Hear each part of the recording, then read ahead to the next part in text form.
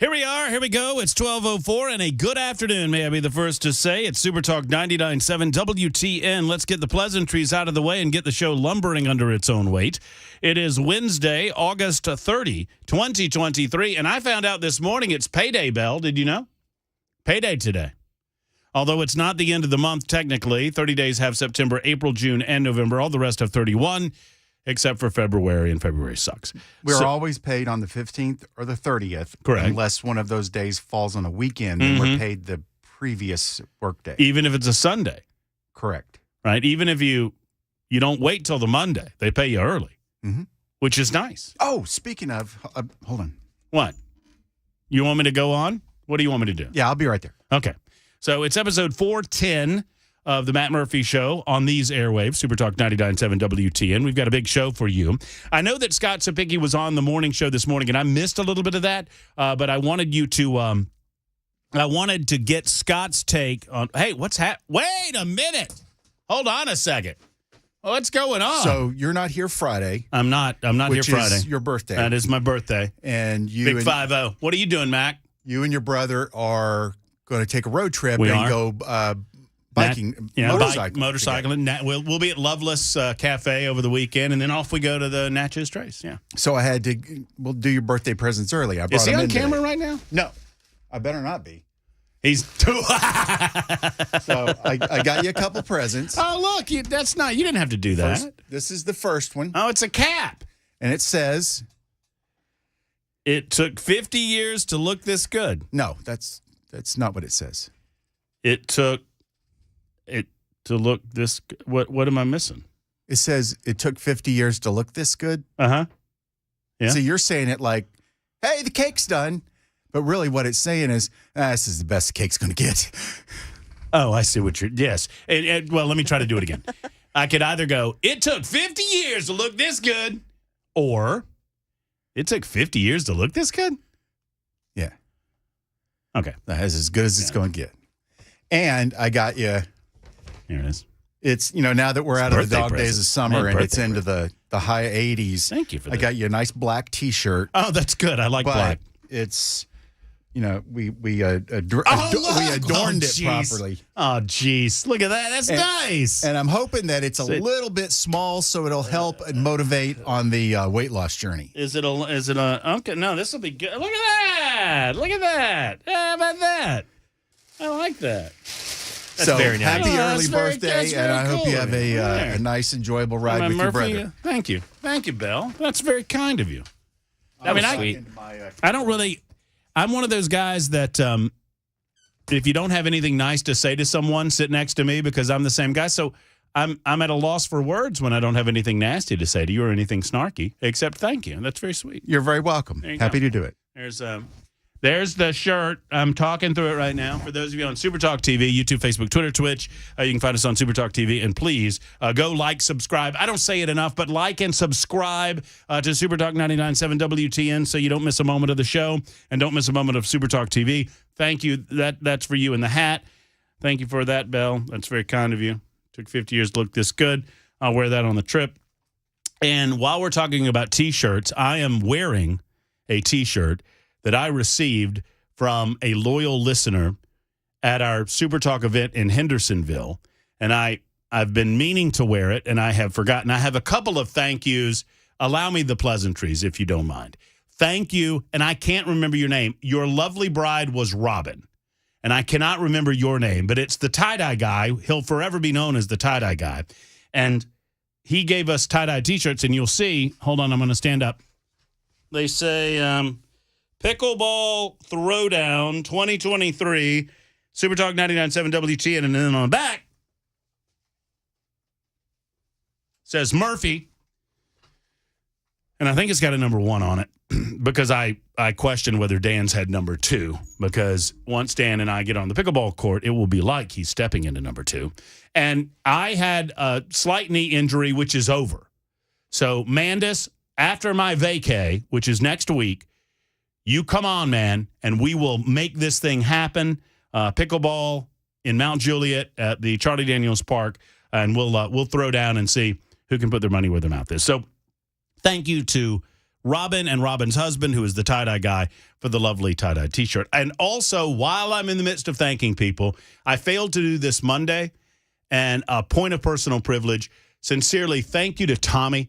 Tommy is a loyal listener to the show, and he invited my wife and I out to the Friday Titans-Patriots game, and I failed to mention him. And my wife, who's a better person than me, said, hey, you didn't thank Tommy. You said you went to the game, but you didn't thank Tommy, and I need to thank Tommy. So I appreciate you, Tommy, for inviting us out, and we'll do it again sometime. Okay, it's 12:10. Let's get into the meat and potatoes of the program, shall we? Have you heard about the NASCAR diversity program that is completely illegal? Well, if you haven't, I'm going to tell you about it on the show today. There's a NASCAR diversity program that is completely illegal because it eliminates white people from the diversity program. In other words, you can be a part of a diversity scholarship and internship program as long as you're not white, and white people need not apply. I'll tell you, it's like NASCAR is begging me to leave. I love motorsports. I'm your huckleberry. I'm your boy. I've been a NASCAR fan forever. And especially now that I'm in Nashville, you got the Nashville Superspeedway in Lebanon. You got the Fairground Speedway that might or might not be renovated soon.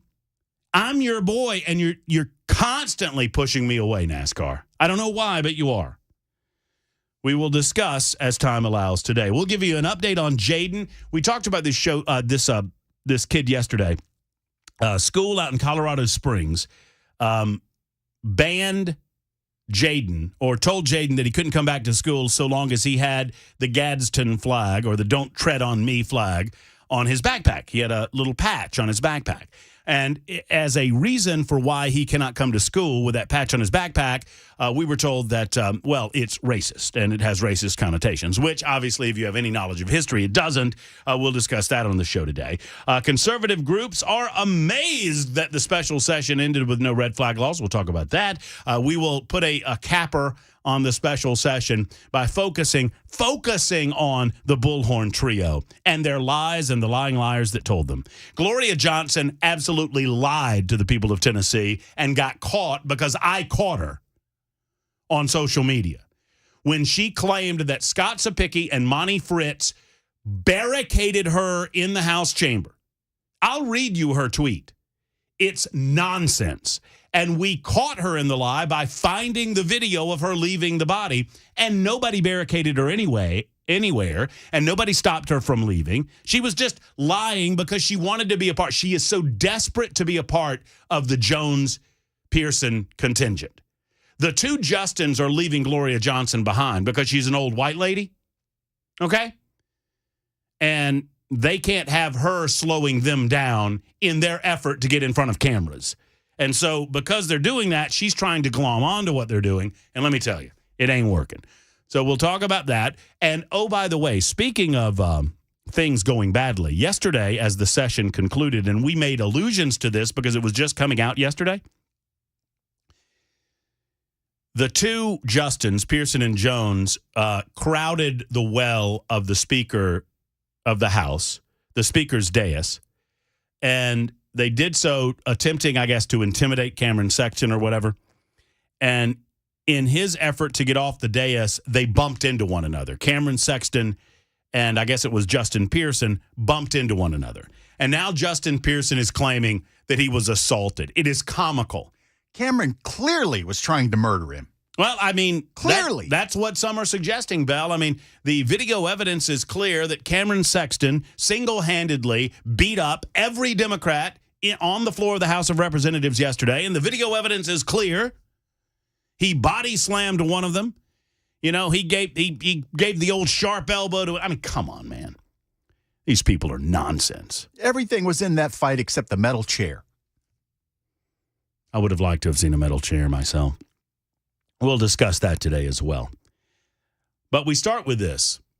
The FEMA chief is speaking on the federal response to Hurricane Idalia. Is it not Idalia anymore? Is it Idalia? I don't know, and I don't care that much. I care about the people of Florida. But I do not get off on weather porn. I believe that the mainstream media gets off on weather porn because they think they can connect it to their claims that man is solely responsible for the changing climate, and anything that they can do to highlight or to demonstrate that that is the case, they will do to advance their climate change agenda. I do believe the climate change agenda is all about destruction of the free markets and the American way of life. I believe that. That doesn't mean that I don't follow the science and recognize that the earth is getting hotter over the last 50 to 100 years. And I would suggest to you that man might have a small something to do with that. But I think on balance, that's worth it. No, I don't believe that man has everything to do with it. I especially don't think the man has anything to do with it that we could reverse or change in any appreciable way. But the political left uses this as a bludgeon against the free market, as a bludgeon against capitalism. And if you notice, they really got ginned up on this in the aftermath of the old Soviet Union. They needed an enemy to combat, and they chose the enemy of climate change. They used to call it global warming, can't do that anymore. So I believe a little of the weather porn has to do with that. I think a lot of it has to do, too, with the fact that we are fascinated with the weather. And there's nothing wrong with being fascinated with the weather. I admit that I am. So in that respect, yeah, sure, I watch these events. I'm fascinated with thunderstorms. I'm fascinated with tornadoes. I'm fascinated with hurricanes. I'm fascinated with Mother Nature and Mother Nature's ability to blow off steam in a way that prevents the earth from erupting. I mean, you understand that hurricanes is a way for the earth to blow off heat. That's why they exist. I'm no meteorologist, so don't come at me, bro, but that's the layman's definition of what's going on. And they've always existed, and they always will exist as long as Mother Earth exists.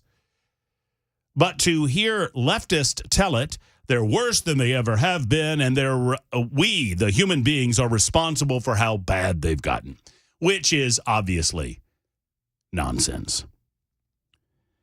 So the mainstream press, the mainstream media, the hashtag never CNNs of the world, don't watch CNN, it's a garbage network full of garbage people. I'll watch so you don't have to. ABC, CBS, NBC, they obsess over these things. I'm not going to obsess, except to say that your thoughts go out to the people of Florida. Hopefully everyone's batting down the hatches. Hopefully no one is in direct harm's way. Hopefully those that are in trouble get the help that they need. I believe that Governor Ron DeSantis is on top of this situation. The Federal Emergency Management Agency is down there as well. I hate it that we live in a world where we have to depend on the federal government for borrowed money in order to help us out of some of these circumstances and situations, but that's the world we live in. And as John puts it on the super text line, and John, you're exactly right, fear sells. Fear sells. Scary things sell. And weather sells, especially when it comes to local news. The local television stations, they absolutely rely on weather in order to get anybody watching them. I'm not knocking you, I'm just telling you. I mean, we'll do weather too when it matters. But there are a number of people that, are obsessed over it, and I get that. I mean, it is what it is. It's a Category 1 hurricane. It's Idalia or Idalia, depending on who you listen to. It's 40 miles northeast of Valdosta, Georgia. I know that part of the world very well. I am from Georgia. It is heading toward my neck of the woods. It will cross south, I think, of Augusta. I grew up just outside of Augusta, Georgia, in a small town called Thompson, Thomson. No P in Thompson. You're not allowed to pee in Thompson. That's what we used to say, because everybody wanted to spell it with a P. No P in Thompson. So if you want to talk about the climate change agenda, I'm happy to do that. 9954 says, I hear cow farts make up 14% of the world's greenhouse gases. I've heard the same thing. I heard it was more than that, but, we're on the same page there. Mark writes in and says, hey, Double M, billionaires are draining the coolant out of our earth. It's causing a slow increase in temperature, like slowly lowering the coolant level in your vehicle, while they play it off as natural or caused by citizen habits by nothing more than it's caused by nothing more than them draining it and making a killing off selling us gas. I'm going to assume that Mark is kidding around, although it got a little deep there toward the end. Everybody complains about the weather, and nobody does anything about it. When we return, I'll give you my take on the ridiculous events at the closing of the special session and how the political liberals in this state have nothing more than lies. That's what they're selling. A bunch of lies. We'll talk about it next on Super Talk 99.7 WTN.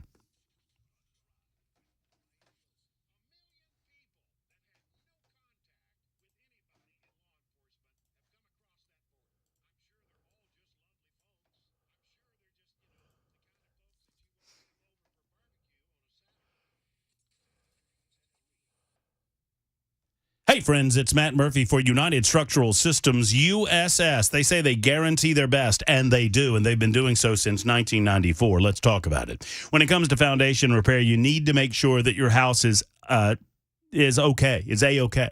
You need to make sure that everything's going well, and you need to make sure that you don't have any water issues, because those two things go hand in hand. Water issues and foundation issues. Water issues oftentimes cause foundation issues, although you could have foundation without water problems. They also do concrete leveling at USS, United Structural Systems. They ask of you to look for the warning signs, and they have them listed plainly on their website, USSTN.com. Standing water in your crawl space or musty odors are examples of waterproofing issues. Foundation repair, if you see cracks, if you see anything tilting or leaning, whether it's a chimney or otherwise, walls bowing, you need to deal with that, folks. Don't whistle past the graveyard. Get USS to your home.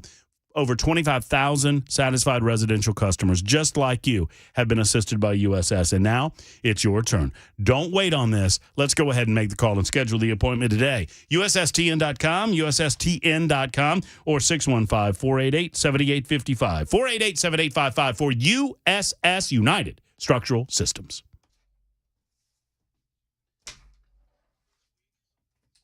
Thank you for my gift. It's very nice.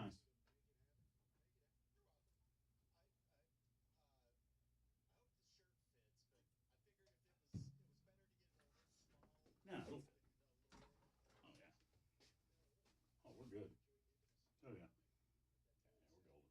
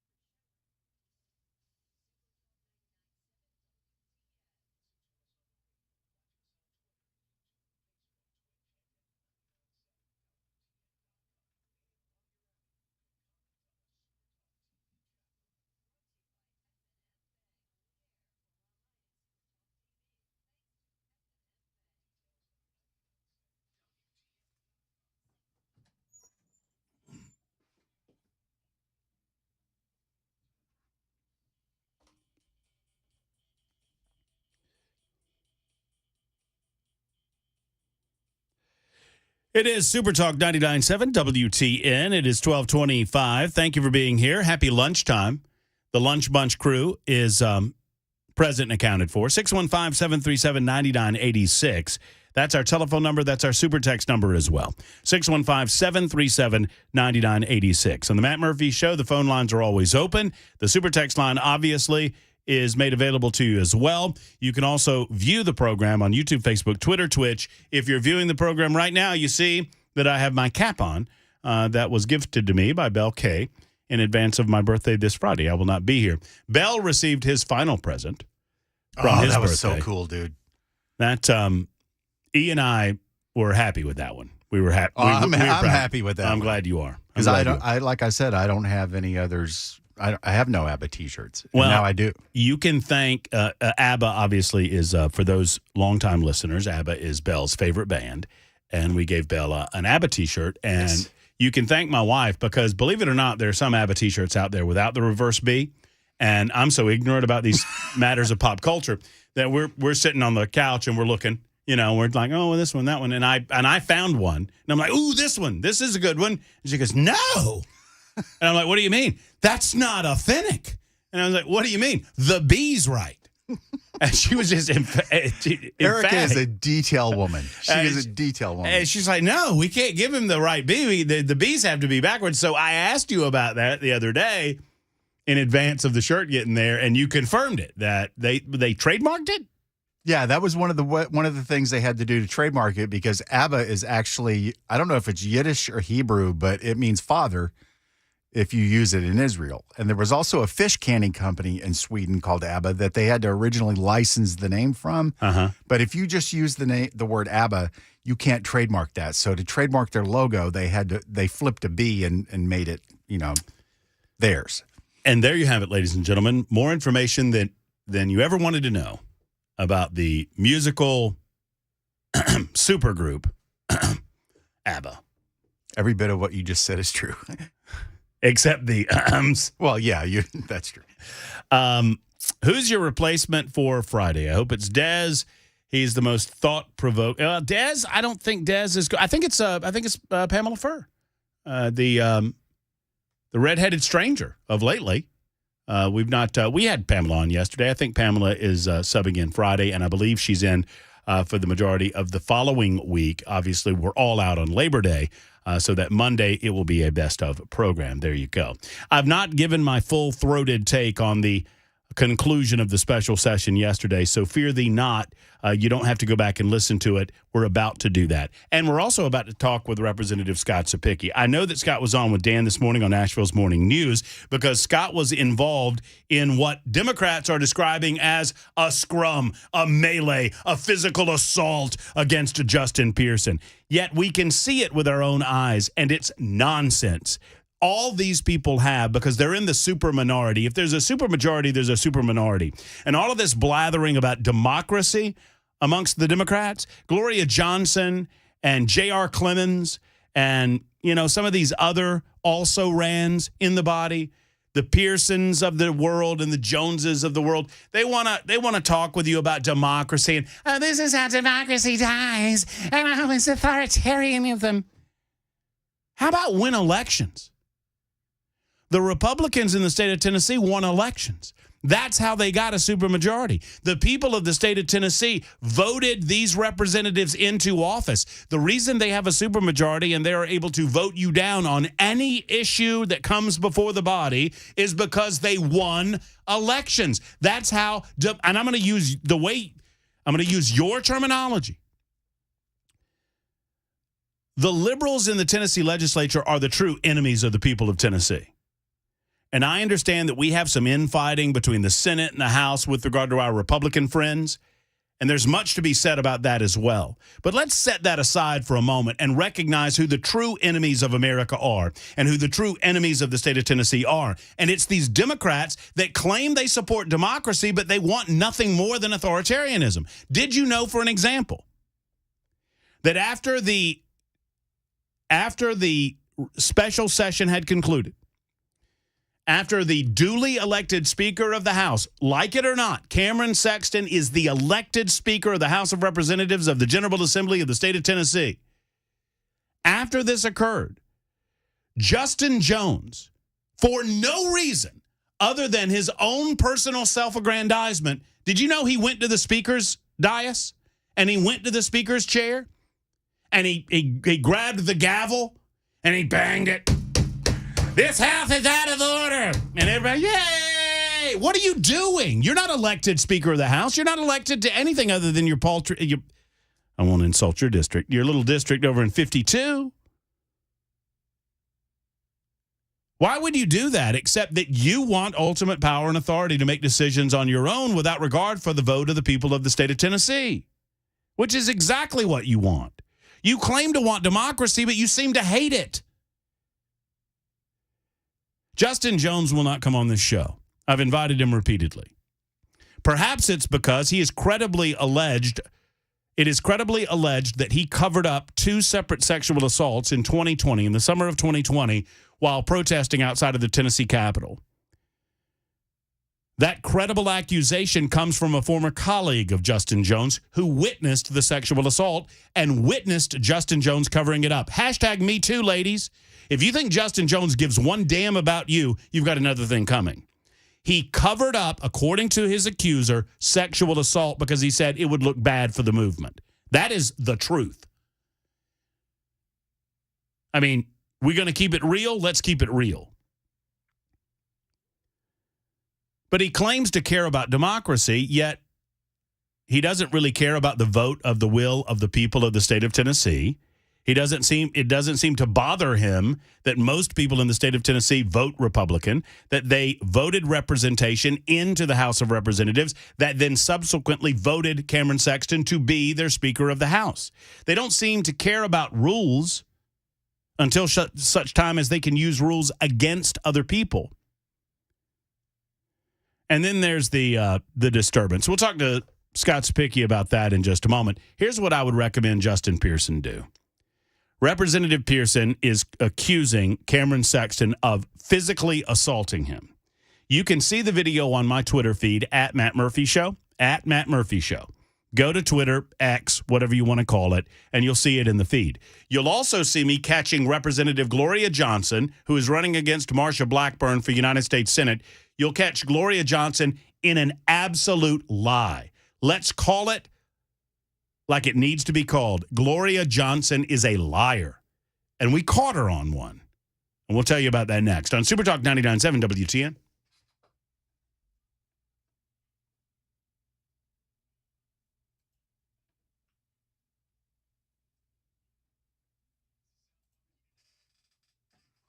Much better.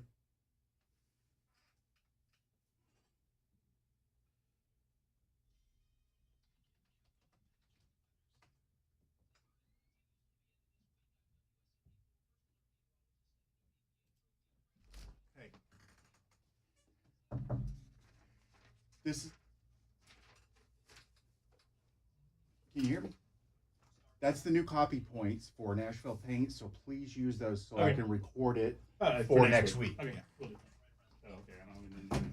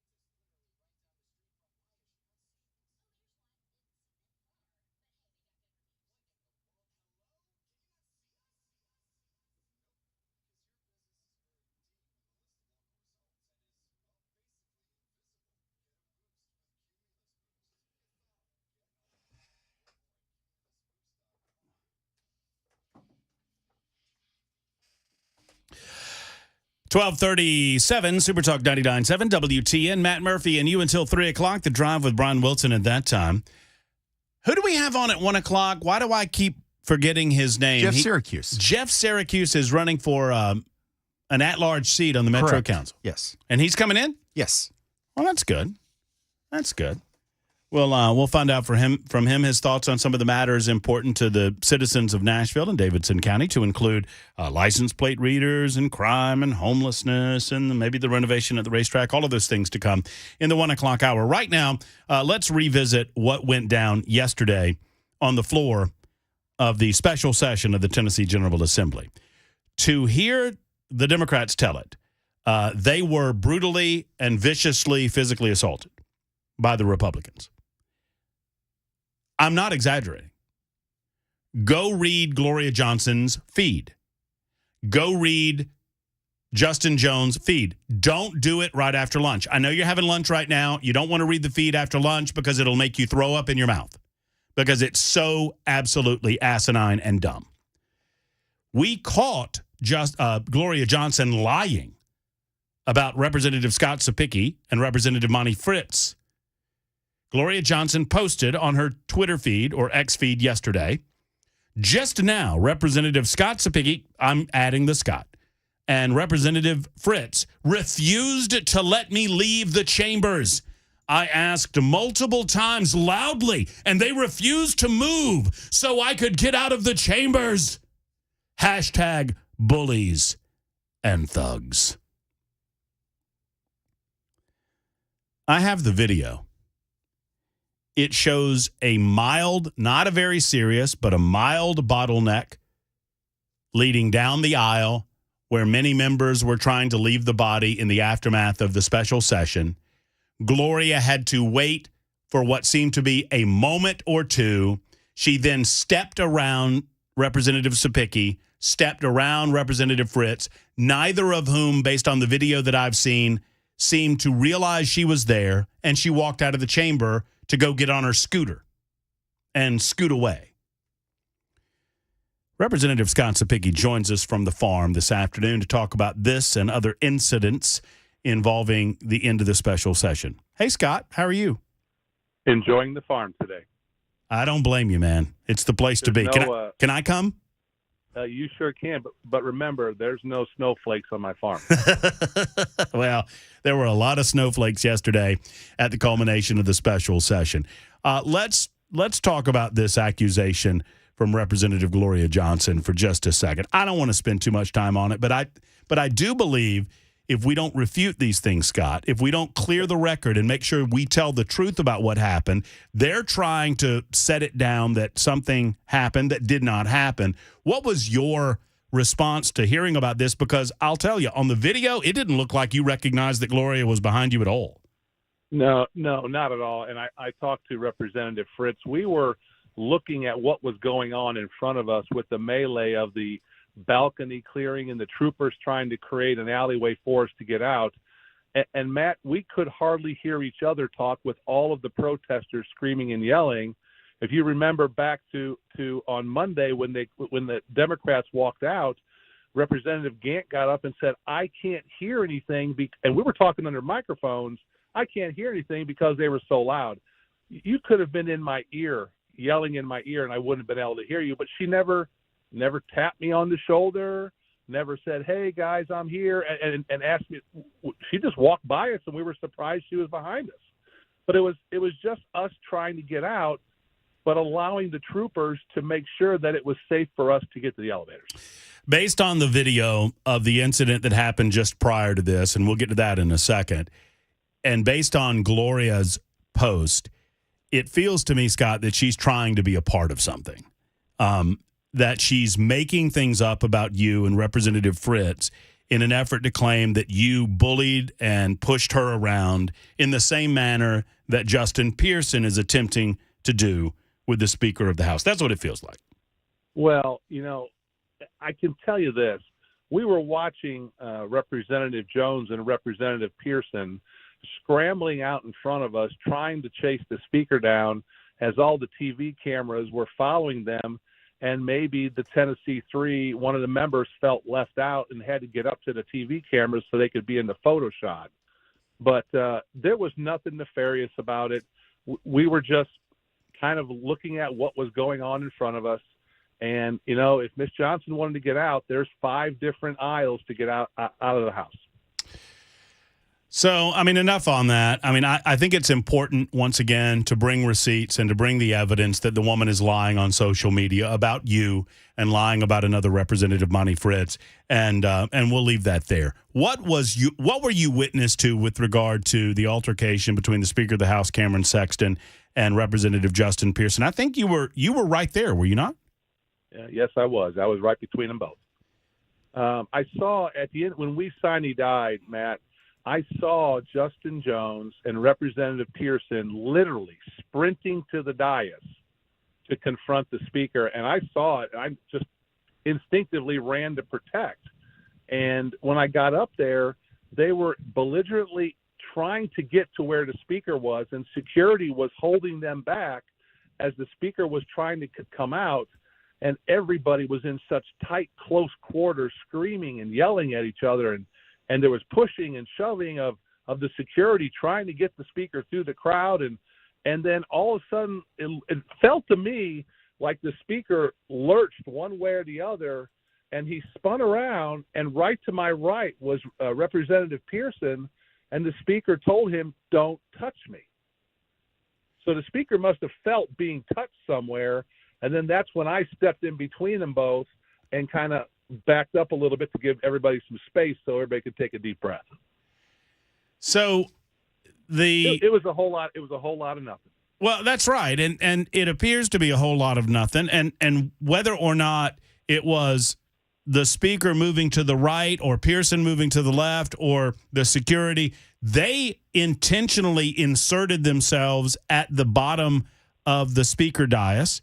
They had these signs.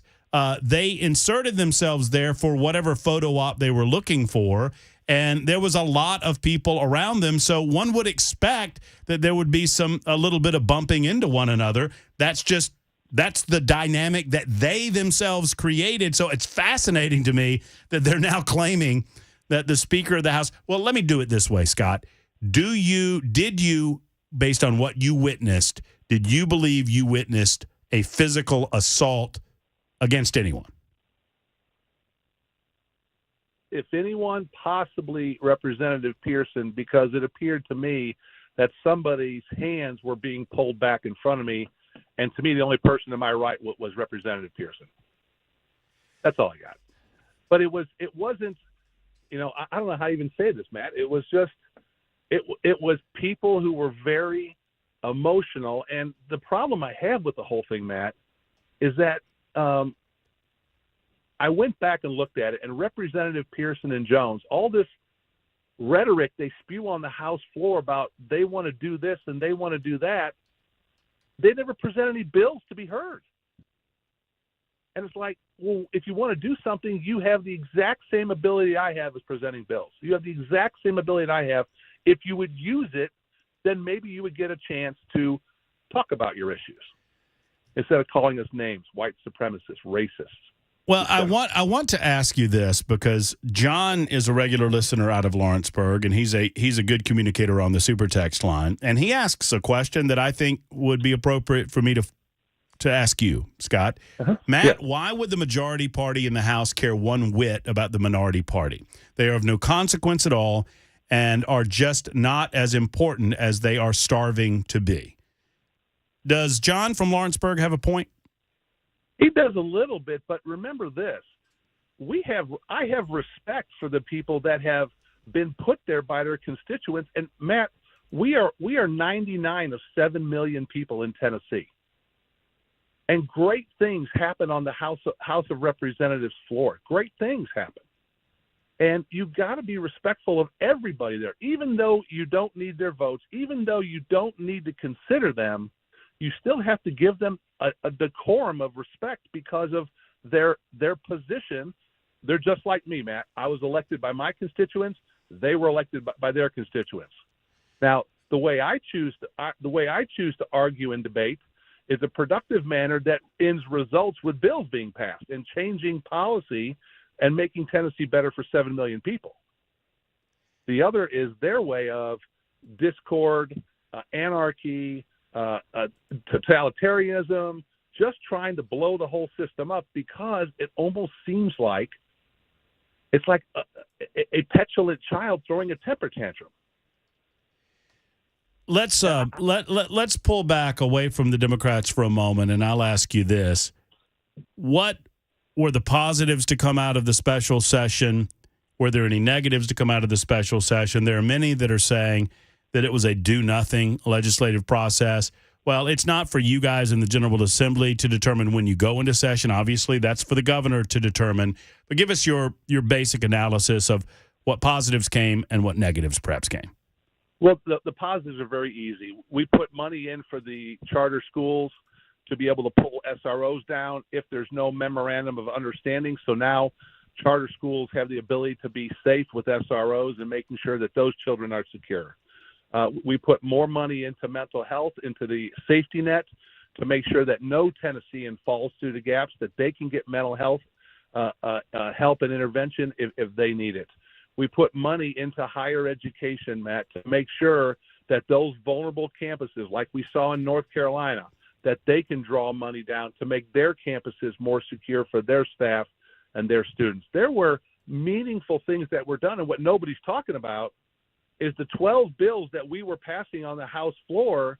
The Senate agreed already to fund those in the appropriations bill, which means they agreed those were all good ideas, which means when we come back in January, it's a formality of running those bills and getting them into law to provide greater help, greater transparency, a better process for mental health, and making sure that our schools are the most safest and secure they can be in the whole country. Look, I think there are a lot of us extremists on the political left, and frankly, there are some on the political right that they make names for themselves screaming and yelling about the differences of opinion between the House and the Senate, or the danger of red flag laws and these types of things. I understand the difference of opinion, and I accept it. The House believed that they could get a few additional things done, not necessarily supported by the governor through bills, through legislation. And the Senate felt like they were going to do the job that the governor specifically asked them to do through his bills, and that was it. A difference of opinion, that's all well and good. But I agree with you that a lot of good ideas are left on the table to be taken up in January. The fire alarm bill obviously is one of them. There are a lot of different bills that I believe are teed up and ready to go once January comes around. Well, absolutely, and we will get to work. I'm starting today. We've got about 3.5 months before session, and this is when we really get in the meat of talking to our citizens, talking to law enforcement, talking to medical professionals, trying to figure out what things we can do or not do to make things better in Tennessee. We are always moving forward and always planning for tomorrow. The thing I'm trying to find out, man, this is something that's really piqued my interest, is on Tuesday morning after we came off the House floor last week, I was having conversations with senators about bills that we were going to pass, that bills that they liked and we were going to pass. And so later on that day, I go back to have a conversation to make sure that's ready to go. And then everything changed in the Senate on Tuesday to where we're not doing anything. We're only passing 3 bills, and that's it. And what I'm trying to find out, Matt, is what happened between the House and the Senate on Tuesday. That's what I'm trying to find out. Final question, Scott, and I think it's a good question that you just asked there, but final question before we have to say goodbye, and this comes from listener Todd, because I've heard rumors and there have been suggestions that somehow within the confines of the session that you could have forced the release of the manifesto. I just want you to speak to that because I don't think that was possible for you to force, considering that it's in the judicial system right now. But the question is, could you, as a General Assembly, have forced the release of the manifesto? That's a legal question, Matt, but I can tell you this. We've asked law enforcement, the Attorney General's office. We've talked to numerous attorneys, And like, is there a way we can get something released to us like the manifesto that's now being tied up in courts? And everybody kept coming back to us and saying no. And so I got to trust the individuals that are up there that are supposed to tell us how to make sure we stay legal and do everything we possibly can to get the information we need to craft legislation. I am vehemently looking forward to seeing that manifesto and reading it in depth, and again getting testimony on what's inside of it to unlock what was going on in the mind of this individual that was obviously going through mental health issues, so that we can craft legislation that puts us in a position that we can try to help these individuals before it becomes critical. Great stuff, Scott. Get back on the tractor, and we'll talk to you again very soon. Have a wonderful rest of your week, and have a good weekend. Take care. Go Vols. Go Dogs. It is Super Talk 99.7 WTN 615-737-9986. There's breaking news involving Senator Mitch McConnell. I will share that news with you. I'll just say this. It happened again. And you know exactly what I'm talking about. Back in a moment.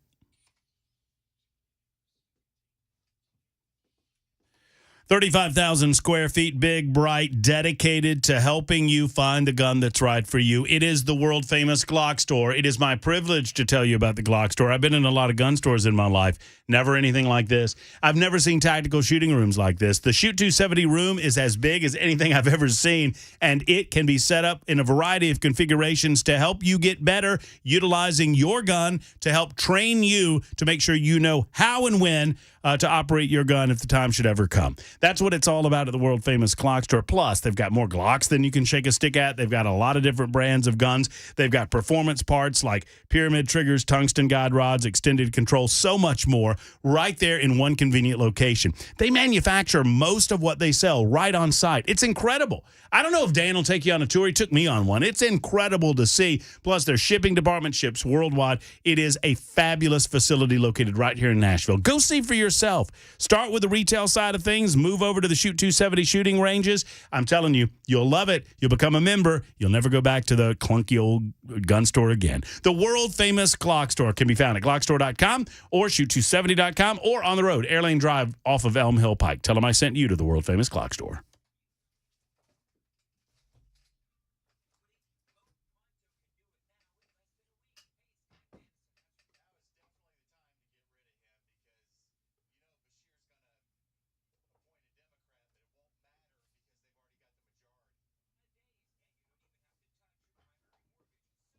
He certainly needs to step down as majority leader. I mean, this is. Have you seen it? Have you seen the latest one? It's bad.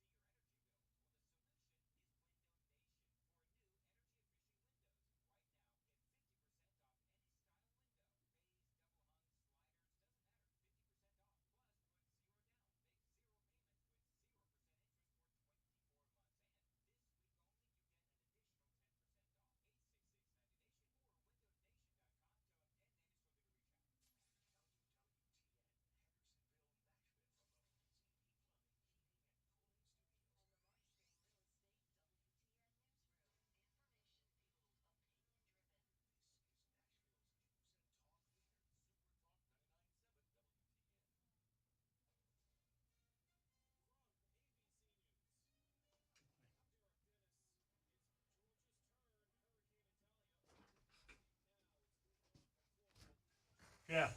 Matt Murphy, come on in. Good to see you. Yeah, come on in. Thanks for coming in. Yeah, thanks for having me. Absolutely. This is gonna be fun. Yeah.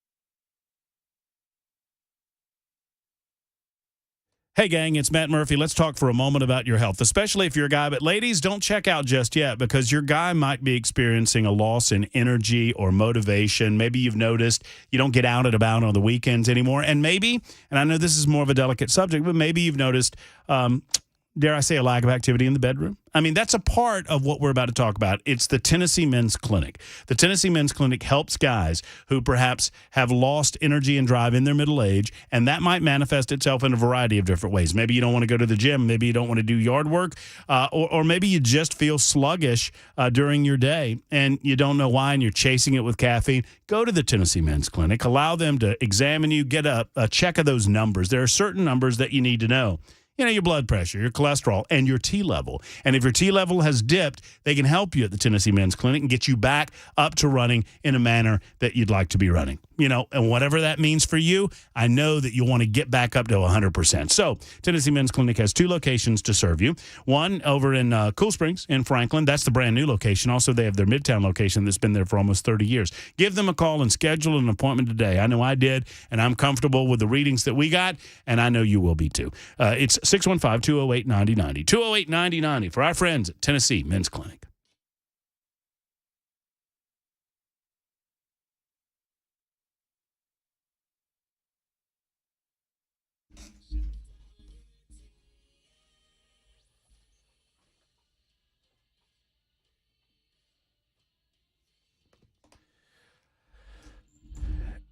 All right, here we go. Hour number 2, Matt Murphy Radio Show, Super Talk 99.7 WTN. I don't feel like we finished our conversation about the sad ending to what many of you consider to be a sad special session, but we will do so coming up in the 2 o'clock hour. Right now, we're going to turn our attention to Davidson County and Nashville, Tennessee, and the runoff elections that are happening.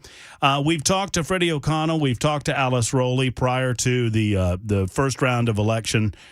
We talked to any number of other candidates that were running, presenting themselves to the public for vote. And I've not had an opportunity to speak to the Metro Council at-large candidates that are running in the runoff. And I frankly don't know that I quite understand how all of this works. But I do have a guy that I believe will explain it to me. His name is Jeff Syracuse. He is running for Metro Council at large, and he is currently in a runoff to be decided on September 14th, and he joins us in studio. Hey, Jeff. Matt, thanks so much for having me. How are you? Thanks for stopping in. It was a long trip to get here, I know.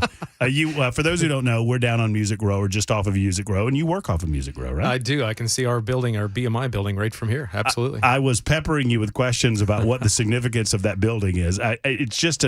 It's an odd building. I don't know what else to say about it, but it's appropriately placed right up front at the, I guess you could say at the front or the rear, depending on your point of view of Music Row. BMI's got a storied history with Music Row. The old Country Music Hall of Fame used to be on our property where Francis Preston helped get that going. And then, of course, it moved downtown, and the building, of course, was built to consolidate a lot of offices once telecommunications technology and whatnot, where you didn't have to have separate offices and you can do call center stuff and whatnot. So it's hard to believe it was built in 95, creeping up on 30 years. A complete offshoot here. I call it getting squirreled, but I have to do that. So when I was unpacking a lot of my grandparents' stuff before I moved to Nashville, and I found an old Country Music Hall of Fame program from 1968, and I think the Hall of Fame was still on the BMI campus there. Yeah.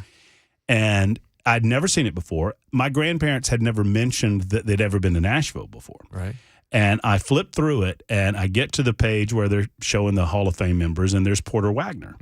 And under Porter's photo is his signature, which I subsequently looked up, and it is Porter Wagner's signature. Wow. And underneath Porter Wagner's signature in 1968, it's another person you may have heard of, Dolly Parton. Absolutely. Come on, man. How cool is that? I mean, that's a gem. That's a pretty cool find. Wow. But, when did you come to Nashville? Tell us a little about your backstory. 98. I came here to finish up my music degree at MTSU. I'm a piano major. And then I got my first job working in the mailroom just across the street at BMI. It's one of the jobs that I had while going to school. And 25 years later, I'm still working for the company. I love it. I love going to work every day, serving songwriters, composers, publishers, making sure that they get paid. And it's obviously part of the DNA of the city. What translated from that position to the world of politics for you?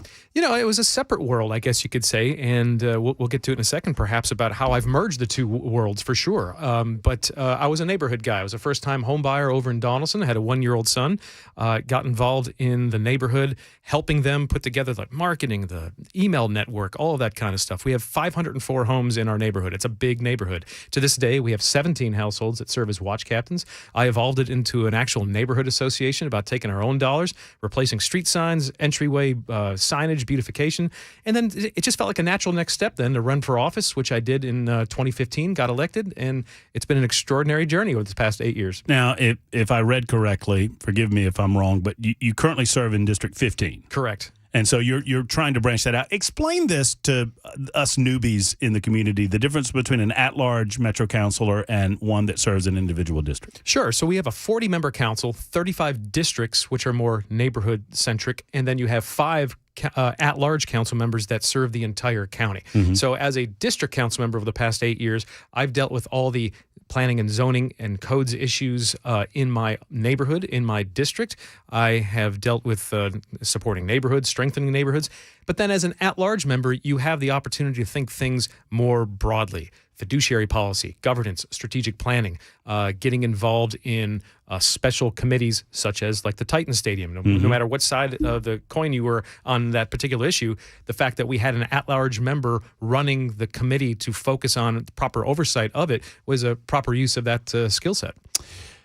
It seems as good a time as any to ask you your thoughts on the shrinking of the council. Sure. So I would imagine, I don't want to put words in your mouth, but I've talked to enough that would suggest that whatever happens, they don't like the idea that the state is pushing this in a way that that it forces the Metro Council. I mean, just your thoughts on the possibility of that eventually going down. I definitely was not in favor of it being mandated to us by the state. And certainly when they wanted us to do it in 22 days, a 3-panel judge, 2 Republicans, 1 were Democrat, they all just pragmatically said, you can't do this in 22 days. So will this come back in 2027? It's a possibility. But I've been around long enough to see that every 8 years or so, this conversation does come back up.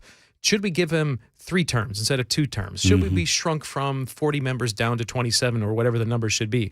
So it's always a healthy conversation about the structure of our local government and how it's serving, how it's working. But I think that should be an internal conversation to Davidson County residents. Sure. I mean, and I think that's a fair thought.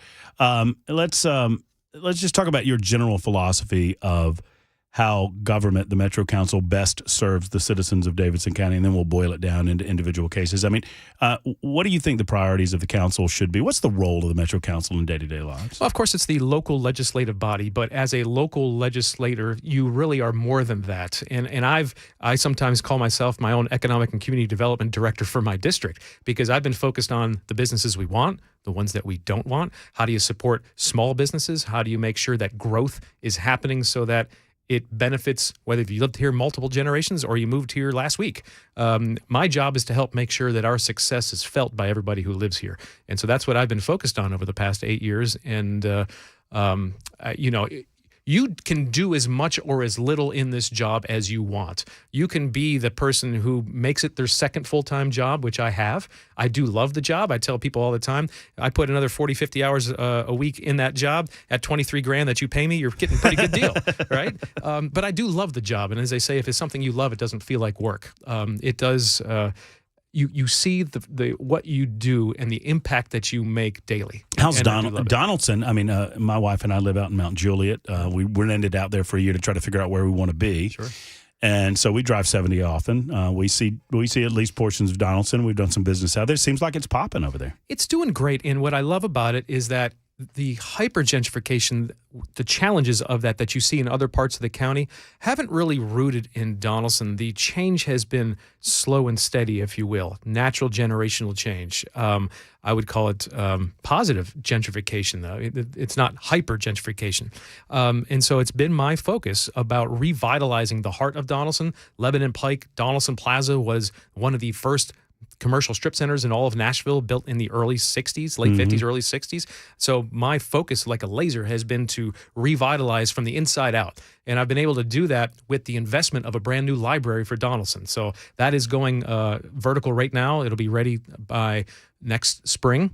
And it's going to be transformative for that whole area. Make sure that it's inclusive growth, walkable, across the street from a regional transit hub envisioned with a new 50 Forward Center and affordable senior housing on top. So I'm trying to make sure that growth does work for everybody. You know, you brought up an interesting thought, hyper gentrification versus natural gentrification. And I don't want to assume anything, but you mentioned that you were a first-time home buyer in 2002. I think you were probably a part of that, right? As people begin to get older, maybe they move into some form of assisted living or move back with their families. You see those houses roll over naturally. New people come in, they revitalize those houses. Is that what you're talking about? That's exactly right. I was one of the younger ones in my neighborhood when I first moved in, and I had a 1-year-old son.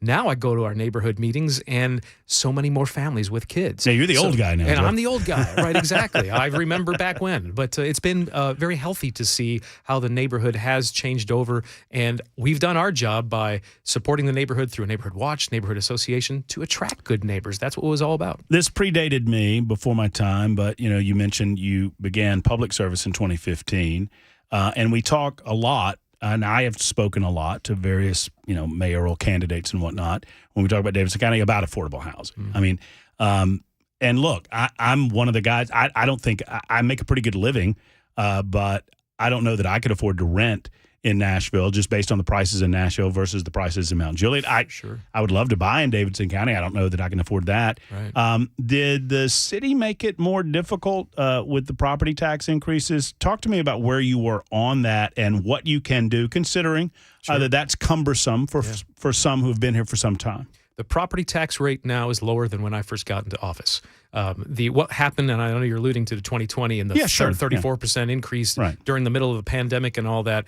It was an unfortunate time when that financial issues, which Mayor Cooper wanted to just focus like a laser on, and then, of course, pandemic, tornado, and all of that happened. Mm-hmm. But what really happened, and I'll try to be brief on this, between 2013 and 17 was the biggest rate of growth that the city had ever seen in terms of values. And by state law, when we do the reassessment process, the rate has to come down because the whole process has to be revenue neutral. Mm-hmm. And if you look at the past 60 years of Metro history and how we manage the tax rate, as the rate goes down when the values go up, over time, then, you nudge it up a little bit. Additional city services, infrastructure, things like that. That's how it's all worked. What we did not do in 2017, when the rate tanked to the lowest level in Metro history, we never nudged that up nice and easy, primarily because we had the big transit proposal coming. Mm-hmm. And so the idea was we were going to be raising these taxes over here. Let's not touch property taxes. But our operating budget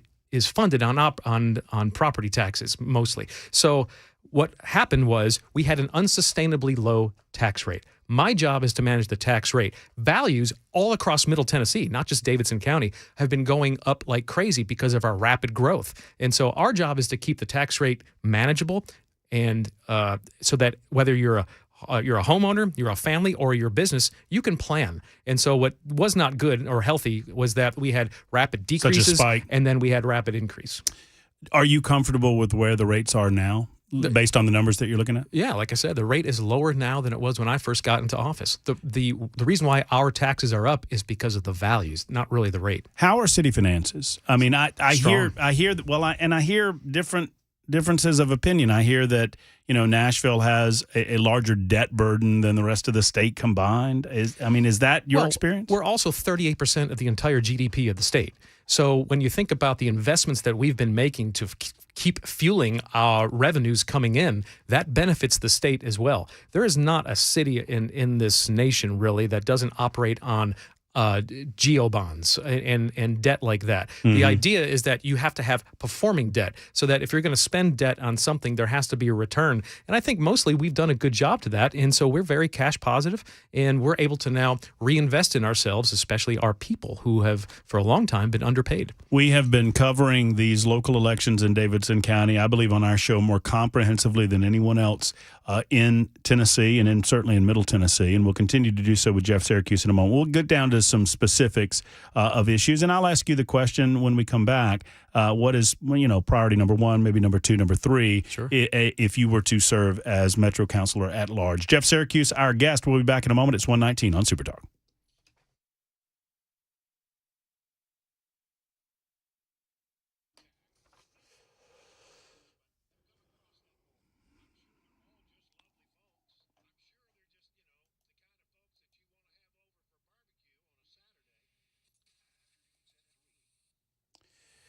Hey, friends, it is just about fall right around the corner, and I've got a 2023 fall special for you from Nashville Painting Company. Jeremy Reeves wants you to paint your house, whether it's interior or exterior work, and he happens to believe, and I agree with him, that they are the best to do it. Nothing says fall is here like family and friends coming to watch the big game, coming to celebrate holiday season. Jeremy from Nashville Painting Company wants you to know that they have a tailgate special. You can ensure your home is at the top of the power rankings in your neighborhood. Through September, you save 20% off all exterior projects, and you get free color consultation. No matter what you need to get your home ready for kickoff, they've got you covered. Get started today by visiting them online at NashvillePaintingCompany.com. Once again, NashvillePaintingCompany.com to schedule your free home consultation today. Nashville Painting Company is the one that I trust. They are as good as anyone in this community at what they do, and they don't cost the most. They don't have to be the most expensive to be the best. Call them today at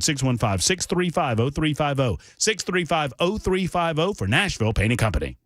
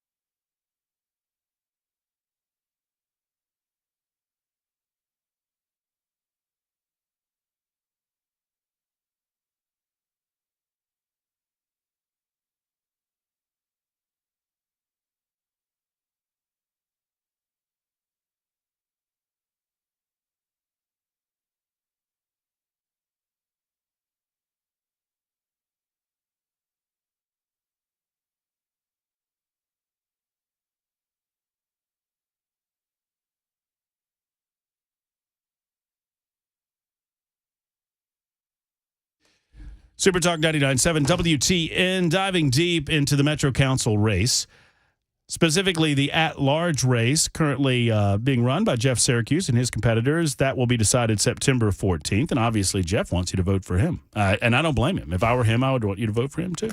And frankly, of all of the candidates that we've talked to in the Metro Council at-large races, Jeff, you're the best. I appreciate it. Thanks for having me. You're the one, but you're also the best. What are the? I mean, I mentioned affordable housing. That's one of them. But, you can hit the biggies. You can hit the crime situation, supporting Metro Nashville police officers. A lot of folks seem to want to talk about safety in our school systems, obviously, in the aftermath of COVID at school. For you, if you were to rank these issues that you would tackle as a Metro councilor at large, what are the top priorities? Let me try to touch on both of those issues real quick. So in Donaldson, what I've been able to do is meet that intersection between transit and affordable housing. When you look at the big picture plan that we launched in 2015 called Nashville Next, basically downtown was a success. What's next? The idea was that you grow sustainably and you connect your communities outside of the urban core, invest in them with the proper infrastructure where affordable housing and transit can meet, because ultimately, what does that do? Helps lower the cost of living. You're not car dependent and whatnot. That's what I've been doing in Donaldson, is building out that town center around a regional transit hub. That's the kind of growth around the county that's going to sustain us, going to make sure that our first responders, our nurses, our teachers, and our hospitality workers and musicians can actually afford to live here. We've got to be able to lower the cost of living. That's the kind of growth I want to see happen across the county. Now, this past year, I've been chair of public health and safety. And so it's been a very interesting combination of the two, public health being more long-term safety, I guess you could say, whether it's taking our opioid settlement dollars and ensuring long-term that we are turning this huge reactive situation into a proactive situation, that we are supporting mental health, our Partners in Care program, our violence interruption programs to make sure that, you know, these kids don't make bad decisions, that they are not getting involved in the gang activity that is just going to exacerbate more and more violence. The cops can't do it all. We've got to make sure we get in there and support them. Now, with Covenant and school safety, as the chair of public health and safety, after that happened, I got a lot of support from Uvalde Foundation for Kids, Sandy Hook Promise. They reached out to us, and I was so appreciative of that, because as the chair of public health and safety, I said, well, I've got to do something. And you know what they said? Don't do anything right now. Take time. Make sure your families are grieving and you're supporting your communities and just getting your arms and your heart around the kids. And, you know, that's what I did. And then they said, then be intentional about how you turn your grief into action. And so what I did is I put a 3-meeting series on school safety and gun violence, and it was successful. I'm proud to report. We identified 2 areas: improved radio systems and ballistic glass. Those were 2 items that were not funded. And as we're coming to the end of the fiscal year, we had some surplus dollars within Metro Public Schools. We took those dollars and immediately invested in those 2 areas of tune about $6.5 million. Toward that end, let me touch on 2 things specifically and ask you. First, Metro Nashville Police Chief Drake stepped forward and declined a $5.25 million monetary opportunity that the Nashville community had to fund SROs in elementary schools. Right. Dr. Battle, and I understand that there's only so much the Metro Council can do with regard to the school board. Sure. But I want you to talk about that relationship and tell me where you are with regard to getting our staffing up to where it should be with the police department, to the point that we can talk about the funding of these SROs in elementary schools. That is the critical thing. It wasn't that he refused the funding. It was a reimbursement program. And so he has to have the bodies in those positions in order then to get the reimbursement dollars. And so since we're 170 officers short right now, what he could not do was take them from other areas and getting cops off the street. Quote, unquote, off the street. Right, and then putting them into these positions. So, but the good news is this is not a one-shot deal. This program is going to be available to us. So as we focus our efforts, which we just did with the budget we just passed, on ensuring that our police officers and first responders are well paid. We have to recruit and retain, and that starts with paying them well. And so we did that, and now as our recruitment and retention improves, we'll be able to go back to the state and say, we're ready now to get that reimbursement program once we get these SROs in place. It seems that in some larger communities across the country, that there is almost an adversarial relationship between the local political structure and the local police department. How would you describe the relationship between the Metro Council, the mayor's office by extension, and the Metro Nashville Police Department? Personally, I have a wonderful relationship with them. As a neighborhood leader, one of the first things I did was get to meet the commander of my local precinct and then the community relations coordinator. That's a critical relationship that you have. Specifically on this topic, it was last fall that Chief Drake put together a school safety division and focused that relationship between schools and PD on how we support schools. And that has been successful. We just announced in February that this new technology of identifying a gun, and as soon as that happens, boom, you get to lock down the whole school. So collaborations like that have been successful, and we're going to continue to work on that. But our guys and gals who wear the uniform, they are struggling just like a lot of us with the rapid growth and development. We put so much on our police officers, just like we do with our teachers. And we have to find ways, which I did recently with a bill about lower Broadway speakers.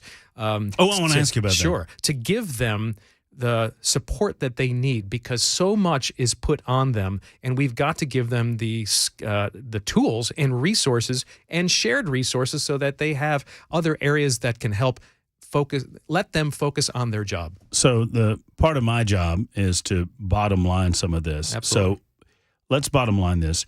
If we are to get the policing levels where they should be, are you supportive of, at that point, taking the money and seeing more SROs in elementary schools in the Metro Nashville system? I think we should move in that direction. I am appreciative of Dr. Battle's approach about different kinds of safety. They're not really officers. They're not in full regalia of uniform or whatnot. I like the direction that she's going in. It's a conversation we need to have. And as a local elected official, I'm a collaborator. I want to make sure that we're all on the same page and we're not doing internal fighting. And we've got to figure out how to be able to use those dollars and protect our schools. And I hear what you're saying, but at the same time, embedded in that answer is this suggestion that a kid seeing a police officer in uniform is somehow a negative. Is that a negative? I don't necessarily should it think be a so. negative? It should not be. And I know that there is disagreement between our police department and schools on this issue. So as I've been able to do, I want to continue to be a collaborator and bring folks together to find common ground. It does feel like we're moving in that direction of having SROs in elementary schools. Personally, I don't see why we shouldn't. And this is what I see. If there are kids that are predisposed to be fearful of police officers, we need to be looking for ways to break those barriers down and help those children and those communities understand that the police are there to help them, not to hurt them. That's right. And I think that's a good way of doing it, seeing these officers at early ages being helpers as opposed to in a negative light. Yeah, absolutely. Quick time out. Jeff Syracuse is with us. I want to talk about that speaker ordinance because, man, this is one I was so against government intervention, and then I actually read it, and I went, okay, this makes a little bit of sense. And I did not realize that it was yours. So Jeff Syracuse will be with us for one more segment. It's 1:31. If you have any questions to get in, Super Text line's the way to do it. 615-737-9986, and I'll get some of those questions in with Jeff Syracuse, who's running for Metro Council at-large position, right after this.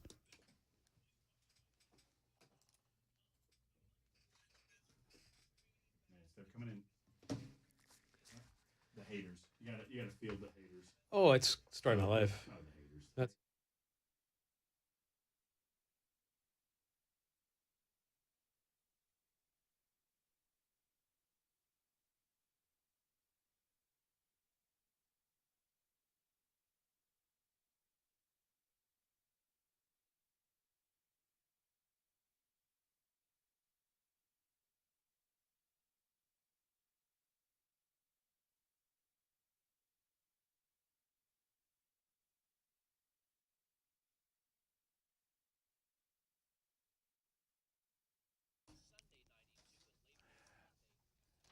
The Dr. Gill Center for Back, Neck, and Chronic Pain Relief is located in Franklin. One of the first I took as a new Nashville resident of Tennessee, was to the Dr. Gill Center because I've described to you in the past. I have some lower back issues that need relief, and I want relief without surgery, obviously. I want relief without pills or without shots, and I'm getting it at the Dr. Gill Center. But now I want to tell those of you that are suffering from knee pain, the Dr. Gill Center wants you.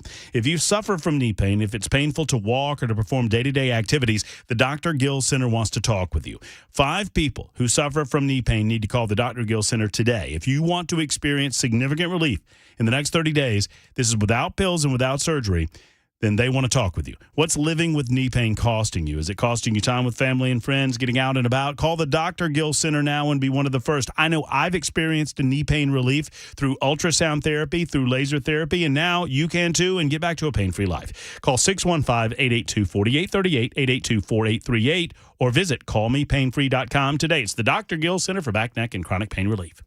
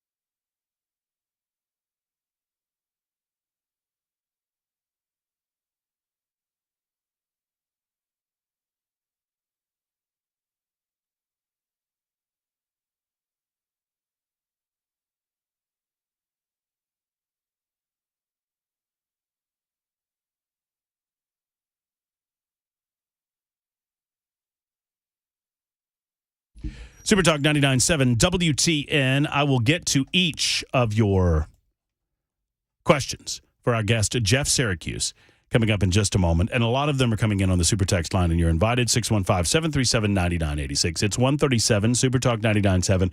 Also, there's breaking news, and I don't want to get too far away from this without reminding you, we've got this story. Senator Mitch McConnell. How old is Mitch McConnell? 81? Something along those lines? I mean, I'll double check. Yeah, but you might recall that Mitch McConnell had an incident at the Capitol where he seemed to kind of blank out. 81. 81 years old, during a press conference. It happened again today. And I don't care what your political affiliation is. I don't care where you are on Mitch McConnell.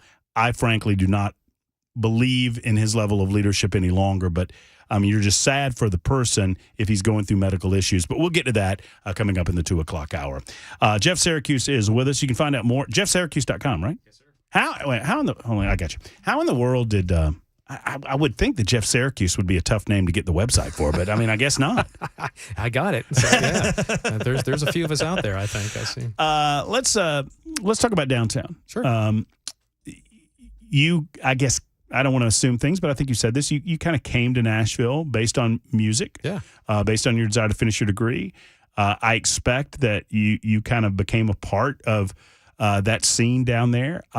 I've visited prior to my residency here in Middle Tennessee, and I'll tell you from the times that I visited 10 or 15 years ago to now, there's a noticeable change. It feels a little more corporate downtown than it did in the past, but there are still great venues for great local artists. How can we embrace what makes Lower Broad and the surrounding music community special and at the same time protect it? Well, just like NSAI says, it all starts with a song, and that's what it does. And we've got to support our songwriters and our musicians. And how do you do that? You have to have an atmosphere down there that is conducive to musicians. You have to have, and also our hospitality workers. It's got to be safe. It's got to be welcoming, and there needs to be a balance. I think it's fair that a lot of residents have said, I don't even like to go downtown anymore. Well, I get that. Obviously, we're growing. We're growing our tourism economy. We're based on tourism and sales taxes. We don't have a state income tax. We don't want one. And so, but this is what we've got to be able to focus on as far as generating revenue. That said, we also need to make sure that it is a safe and welcoming environment for all. How much is the East Bank project going to alleviate some of the downtown pressures? I've thought about this too, because I think a lot of the concerns or frustrations with residents about going down there's just a lot of people in a small amount of space. It is. And I think if you see growth on the other side of the river, and I know this is years down the road, it might alleviate some of that pressure. Well, we've been focused with the East Bank vision plan for it to not be another tourist just destination. It needs to be growth and development that works for everybody. And I think that I don't know that the East Bank is going to see an extension of the. I'm not asking for Broadway area. East, but right? No, it better not be. No, right. That's and it's not going to be. That's not what is in the plan. Read the plan. I think it's one of our planning department's finest hours of putting together a good vision that works for everybody. But there's certain issues like the one that I just dealt with about from a public safety perspective. Again, going back to our men and women in blue down there, they can't even hear each other. And there was even a couple gunshots about a month or two ago where they couldn't even identify where it was coming from. There are issues down there. And as an elected official, I need to support our police department and make sure that they are keeping Broadway safe. So it came to me, do you want to carry the bill to deal with the sound and noise and support the PD? And I said, well, for sure. I'll carry it for two reasons. One, I understand the live music business. I want to support hospitality, but I also am chair of public health and safety and want to support our men and women in blue. So when the bill came to me, it was over-regulation. That it was just too much. It was looking at wedges and different aspects. And the one issue that everybody could agree on is that one guy turned his big speaker out, the next guy did it. It starts going down Lower Broadway. And then what does the musician have to do? Well, the guitar player turns his wedge up. The bass player turns his wedge up. And then the drummer, starts banging louder. So it was just this cumulative effect. And everybody agreed that where it started was the big speakers being turned outside. So that is all that the bill did. It just level setted. But I'll tell you, going back to supporting our police, the other thing that it did that's going to have a broader impact that is positive for the city, an MOU between PD, codes, and NDOT. This was really the first bill about the mayor's office of nightlife. We're becoming a 24/7 economy. Well, we want to support that in a healthy and safe way. And so what this does is it gives accountability to that particular department to do what they're going to be doing and how. And we can't have any more, well, I thought codes was handling it. I thought PD was handling it. We now have an MOU between 3 departments to begin to grow the other 2, codes and NDOT, beyond just a 9-to-5 job. That's what the mayor's office of nightlife needs to manage, is a 24/7 economy. So this was the first step in doing that. Well, and I'm an example of a guy that I read the original construct of the noise ordinance, and I thought, this is complete government overreach. This is not the business of the government to get involved in the intimate. Right. And in the aftermath, when all was said and done, and I frankly didn't realize that it was a part of your doing, I thought, okay. I mean, once I read it at the end and thought, okay, we're asking these businesses to keep their speakers turned into the business as opposed to turned out to the street. I think that's completely reasonable. That was it. It literally, pun intended, level setted that issue, right? Yeah. And especially, like I say, the MOU was one of the biggest things that came out of it, because the downtown Broadway business owners have a very legitimate concern of some of the ordinances on the books aren't being enforced. And again, PD can't do it all. And so now codes and NDOT will have additional resources coordinated with PD to make sure that their particular issues are being handled. On the subject of police officers and giving them the tools in their arsenal to do their job to the best of their ability, LPRs, license plate readers, where are you on this? I supported them. I carried the bill to make them permanent. Are you satisfied that you've met the community concerns as they existed? And I know there are certain community members that will never be satisfied. Sure. However, you try to alleviate as many of those concerns as you possibly can. Privacy concerns. We had Freddie O'Connell running for mayor who expressed that he continued to have privacy concerns, which is, I believe, why he did not vote in favor of the LPRs. Right. 10 days, data's gone. We spent 2 years putting together what I thought was a very thoughtful pilot program that did guard data, privacy, and whatnot. At the same time, we do need to give our police department tools that have been proven to work. Is it 90 different municipalities across the state of Tennessee use license plate readers? Counties around us use them as well. I think the pilot program did work. The rollout is very equitable across the 4 quadrants of the county. And this is going to be a several-year project. It's not just going to be spending a lot of money all at once. There's 2 steps that the next council will have to take, which is the procurement process and then the appropriation process. And so we're not going to start with 300 cameras across the county. We're going to start with a limited amount, get the data, make data-driven decision-making, and then spend what we need to continue to make sure that it has a strong efficacy. I want to circle to a few questions on the super text line 2371. If they don't sign them, I just give the last 4 digits of their number so we can identify them. But 2375 wants to ask you about something involving Lower Broadway, saying a lot of the noise comes from the amount of street vendors on Lower Broadway. Absolutely. Just generally speak about that, and are we seeing more of those? Yeah. I mean, I understand it's delicate because a business is a business, but at the same time, that can clog up the experience. That was a critical issue when it comes to the MOU that I just talked about. Right. Our codes department and NDOT need those powers to be able to take unpermitted street vendors and move them out of there.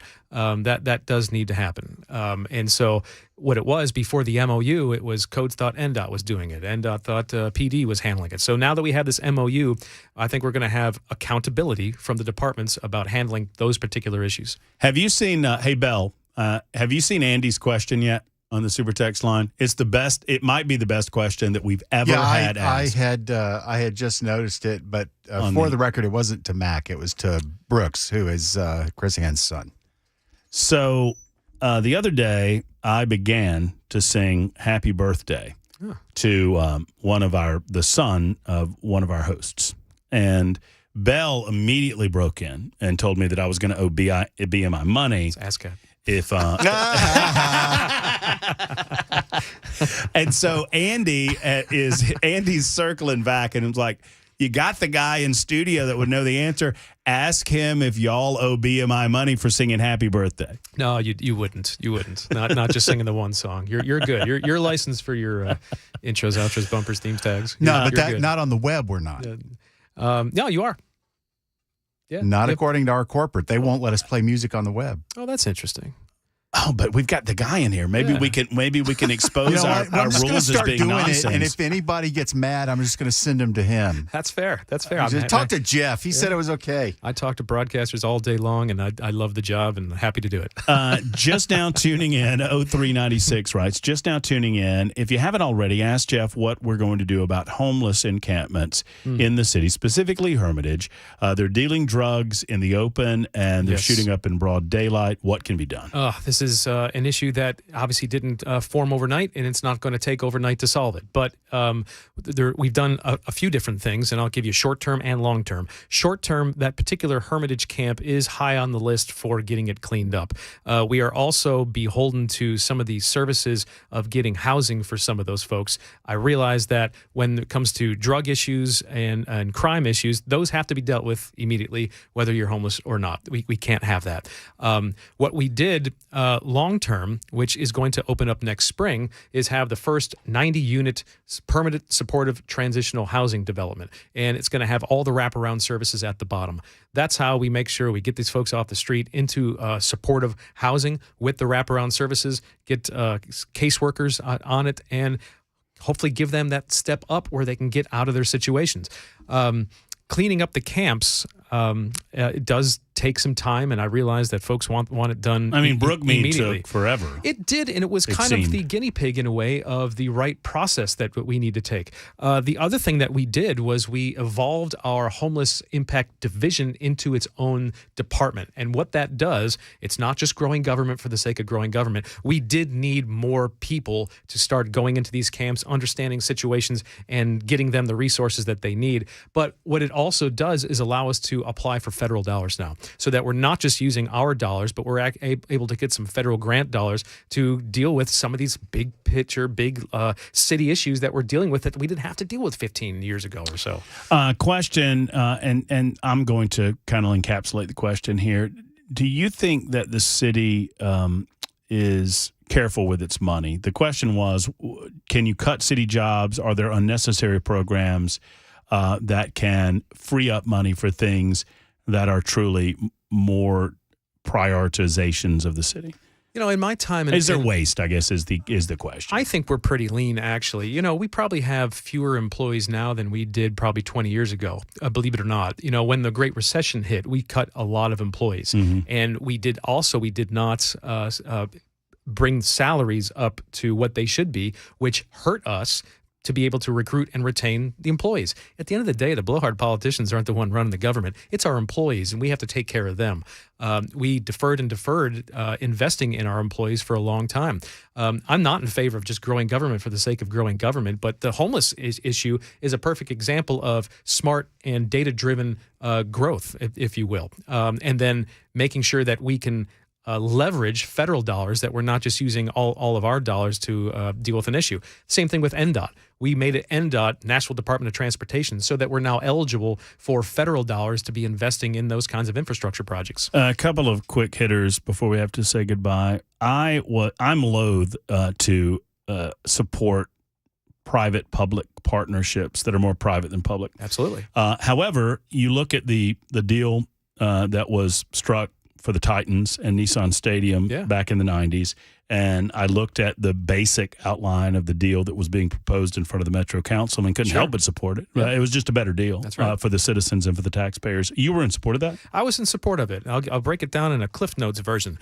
Old Stadium is, conservatively, we owe between $700 and $800 million on investing in that old, poorly built stadium. Stadium B was utilizing a $760 million revenue bond, doesn't impact our credit rating or tap into our operating budget at all. That $700 to $800 million that we would have had to owe on the existing stadium would have largely come from debt and from our operating budget to be able to pay for that debt. We now have performing debt where we're able to take our success and make sure that new stadium, if you use it, you pay for it. But the property taxpayers at Davidson County are not going to be paying for it. we are taking our success and making it work to make sure that our operating budget, we can focus like a laser on our critical needs. I was passively frustrated that the renovation project at Nashville Fairground Speedway was kind of slow walk to the point that it could not be handled in the current Metro Council. It will be punted to the new Metro Council. Are you supportive of that renovation project? I am fundamentally supportive. It was the promise that when soccer was being debated, that racing could always exist next to soccer. We owe that promise to the residents of Davidson County to keep that promise. I would like to see somebody like Bristol Motorsports come in and do it for us. I do agree that we didn't have time to do the proper oversight and fiduciary responsibility of looking at the deal in the last 3 meetings of the term. We just didn't. I mean, you look at no matter what side of the coin you were on the Titans Stadium, we had an at-large member who did a special committee over several months looking into the Titans deal and the whole East Bank. We need to do something similar of a special committee to have proper oversight over the BMS proposal. So you just want to make sure the backstops are in place and they're going the right direction, and that I have the city's not going to be on the hook. And I am sensitive to the neighbors around there who have said, gosh, it's going to be so loud. And of course, there's been some misinformation about how loud it is going to be and what efficacy are those sound walls are going to have and things like that. There's complexities there, and the neighborhood around there deserves a fair process that we can have proper oversight over that. So, but generally speaking, you're supportive of a private entity like Bristol stopping in and utilizing revenue bonds to renovate the track? Yeah, absolutely. What's much better than what we would be on the hook for, which is about $40 million of property tax revenues. If we have to do that, wouldn't you rather somebody come in and do it for you? Certainly. But it is a complex deal, and we just need to take our time and have the proper oversight of it. Jeff, I apologize for the lengthy drive that you had to make to get here. Absolutely. We're right across the street from BMI, for those who don't know. But thank you for stopping by, and look, best of luck to you. Maybe we'll get a chance to talk again before September 14th. Really appreciate the opportunity. Thanks, Matt. There's Jeff Syracuse. You can find out more about him at jeffsyracuse.com. More in a moment on Super Talk 99.7 WTN. Awesome. You need me? Efficient Heating and Cooling, Jeff Eddy and Efficient Heating and Cooling want to see you. They're not the biggest heating and AC company in the world. Jeff doesn't desire to be the biggest. You know what he does desire to have?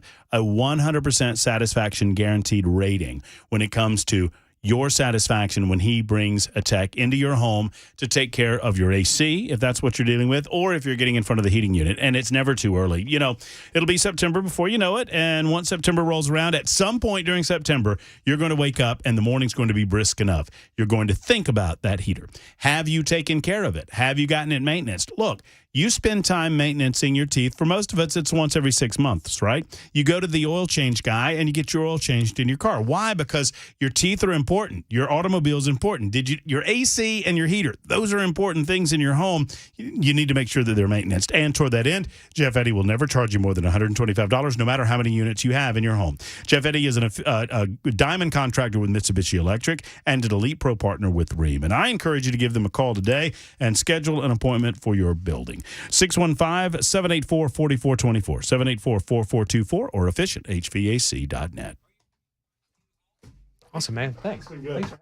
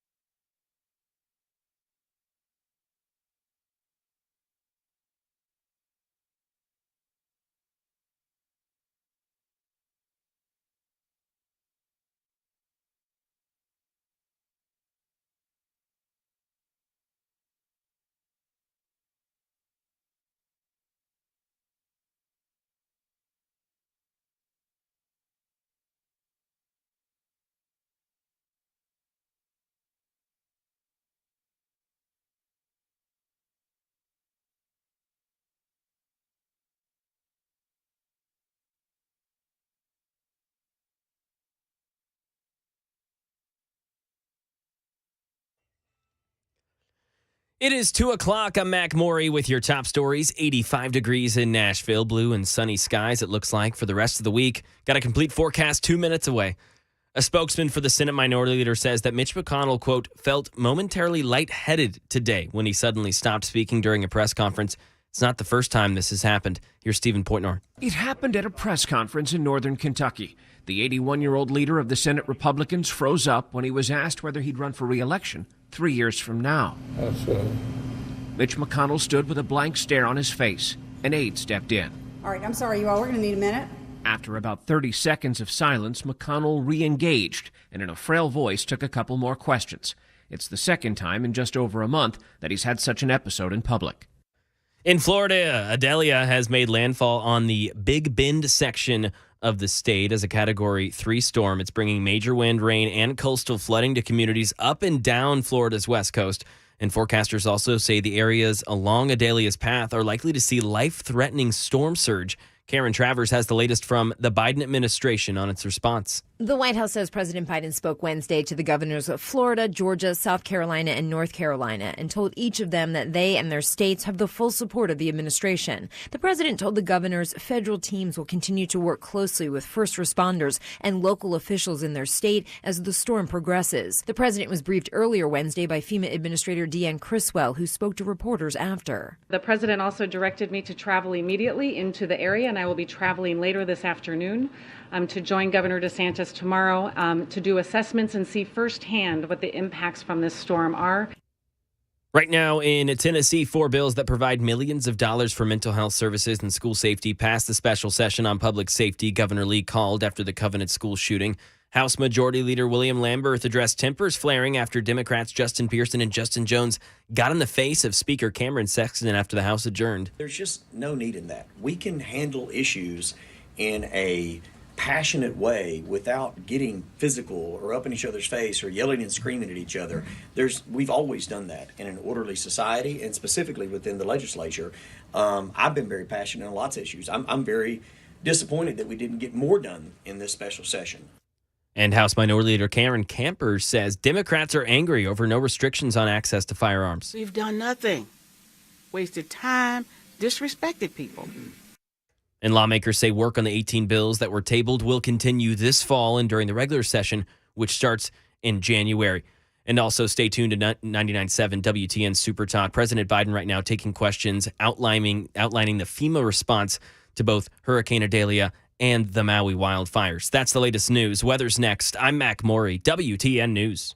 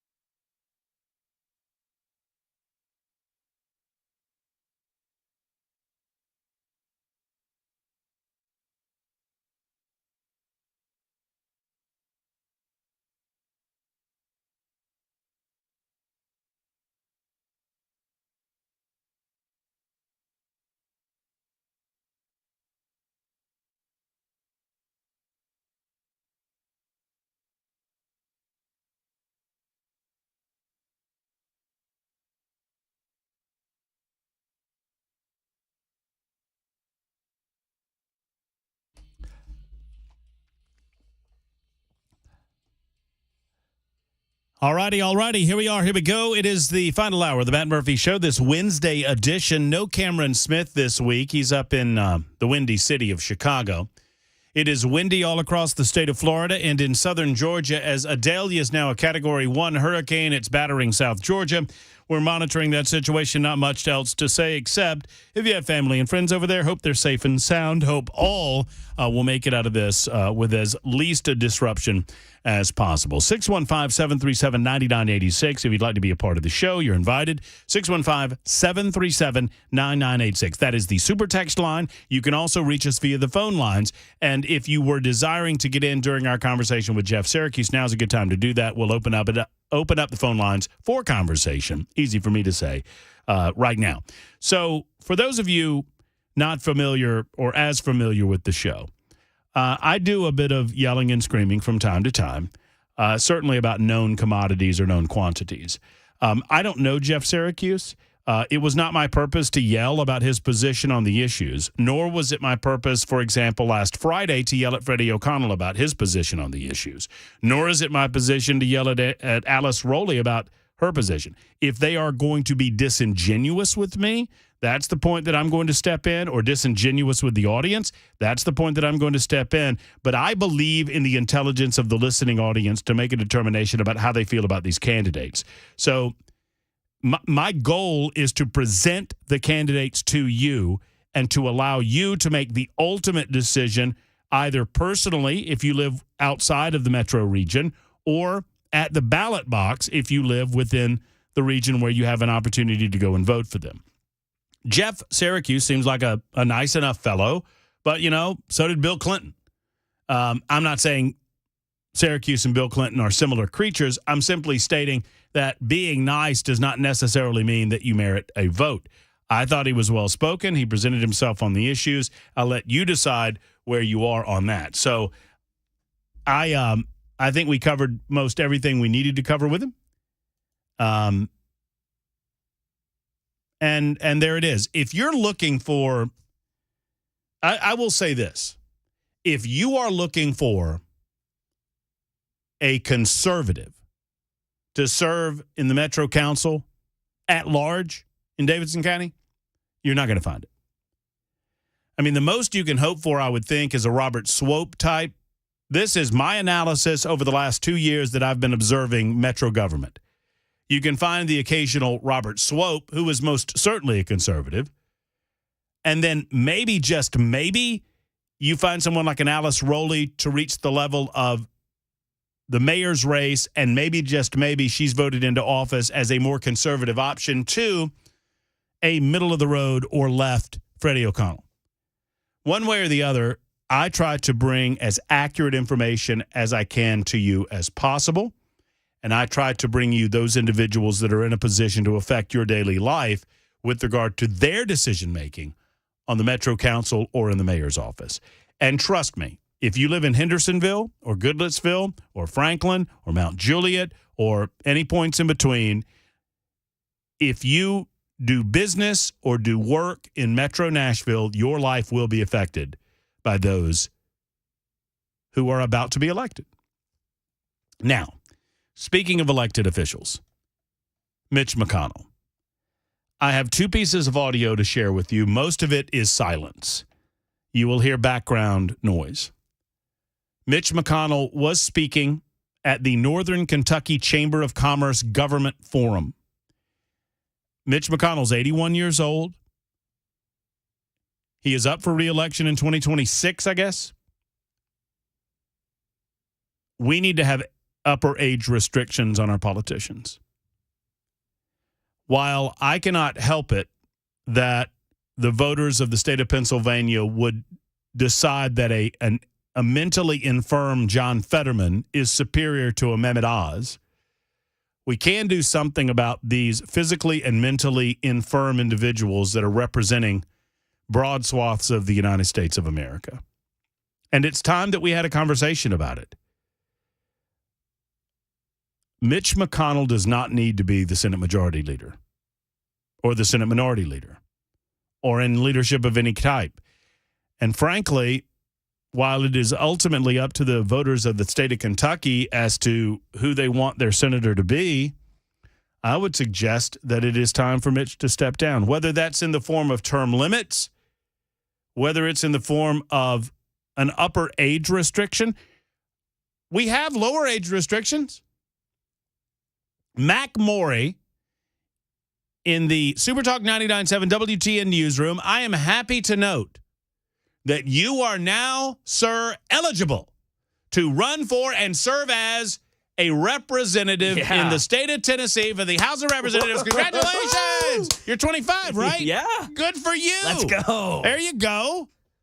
I mean, I think you'd make no. I don't. No, I take it back. I think you'd suck. Oh, I'd be very bad. Very bad. I would be too.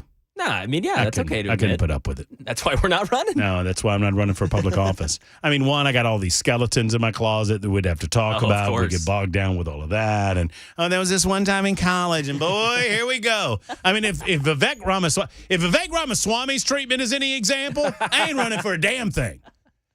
Because that poor guy, no. Yeah, I mean, he seriously. makes one little appearance on Chris Matthews' Hardball, and then Chris' hand is all over his butt. My goodness. Pete Buttigieg, too. Pete Buttigieg was on that show, too. Speaking of being all over people's butts, man, he was all over Barack Obama today. You see how I did that? You see what I did there? Really nice. With the butts and the that was great. But yeah, okay. So Mac Moore is a good example. He's of the age where he can serve as a House of Representatives member. He can run for and be elected for the House. 25 is the age by which you're allowed to run for the House of Representatives. The age of 30 presents the time where you could run for U.S. Senate. I think I have all of this right. Yeah, and 35 is President of the United States of America. So we have minimum age requirements because the expectation is that in order to properly serve as a representative or a senator or a president, that you will need to accumulate a certain level of age and wisdom in order to properly represent the people. Why in the world we can't do this for an upper age is beyond me. 615-737-9986. Would you be against 80 as the cap or 75 as the cap? Now, I know that might hit a little too close to home because Donald Trump is over 75. Yes. Or maybe just a cognitive examination. Or perhaps term limits might help us with this. Anything to stop what I watched today in Kentucky. Here's the question. Mitch McConnell is standing in front of a podium. Well, it's just sad. I don't know of any other way to put it. He is obviously unaware. He loses his awareness of where he is, and he stares blankly forward. At one point, a political aide will approach him and try to repeat the question to him and to speak directly to him, and he's just not there. My thoughts about what? Running for re-election in 2026. That's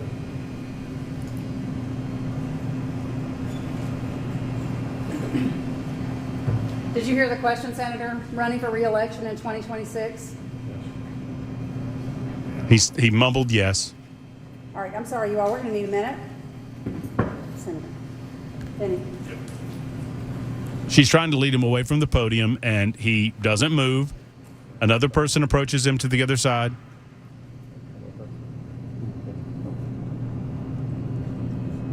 He says, okay. Somebody else have a question? Please speak up. what are my thoughts about what? All right, so see, that's where the first clip ends, where she says, does somebody else have a question? Please speak up. So he blanked out for about 30 seconds. He was just standing blankly, staring ahead. She says, we're going to need a minute. You heard there where another person approached him, said something to him. He mumbled yes, and then mumbled okay. And then they tried to continue with the press conference, and here's how that sounded. Senator Daniel Cameron, you have a comment on Daniel Cameron? Well, I think the government race is going to be very close. Far and away the best candidate we could have nominated. And I just state has become increasingly Republican, back to government on the Democrat left, frankly. So I'm optimistic that Daniel will be our next governor. Okay, I think we can do one more. Senator, what is your reaction on Trump's latest indictment? Would you support him as a nominee? It's a question about Trump. Yeah, I'm not going to comment about the presidential race, either on the Republican side or the Democrat side.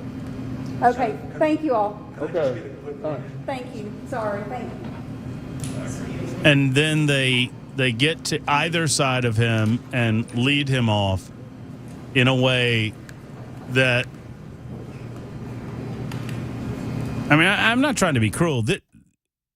These videos make Joe Biden look present and athletic.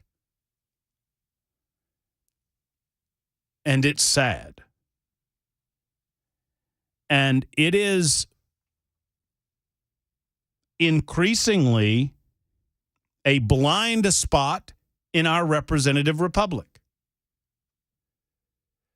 Mitch McConnell has so much money in his political coffers that he would not be challenged in any real way in 2026 if he ran for re-election. As infirm and seemingly incapable as he is, he would not be challenged in any functional way because he has so much money and the power of the incumbency. Well, being the Senate leader, isn't he the one who would have a say in whether somebody got primaried? Oh, yes. So They hate Republicans primarying Republicans. But he's certainly not going to let somebody primary him and have the party support it. Well, no, the Republican Party would not be supportive of any political primary against Mitch McConnell. They're rarely supportive of any political primary anyway because they don't want to spend money in political primaries to get their establishment people reelected. So he's doubly protected. It is a blind spot, as I said, in our representative republic, and it's high time that we said something about it because this is happening in Kentucky with a Republican. It's happening with the Democrat in California, Dianne Feinstein. Dianne Feinstein has zero clue where she is. And it's happening at 1600 Pennsylvania Avenue. What are we going to do about it? Everyone likes to say that term limits exist when we go to the ballot box. Well, sadly, we can't get equitable treatment within primaries because of the power of the individuals who are running as incumbents because they have the political party apparatus behind them. Hell, in the state of Tennessee, we saw as Scott Golden, no offense, Scott, if you're listening, Scott Golden protected his establishment Republicans when it came to the formulation of the 5th Congressional District as it exists today and was booting people off the ballot right and left. Morgan Ortegas, get out. Robbie Starbuck, get out. Baxter Lee, see ya. That's a problem, too. So this is sad, what's going on in Kentucky. And one would think or hope. I mean, sadly, the political apparatus surrounding him, I mean, if you watched this video, you kind of feel bad for the woman. Yeah. That's standing there. Mm-hmm. I want to feel bad for her, but she's part of the problem. Enabling. She's enabling the issue. She is trying to direct it. It's obvious that she's had to do this type of thing before. She has to speak up and she's one of his political aides. I mean, looking at the video, Mac, what's your reaction? Yeah, it's sad. It's really scary. And also, yeah, Weber and I were talking about it. Chris Weber and I were talking about it here, watching the video. And Weber made a good point that, I mean, there's like a vice grip.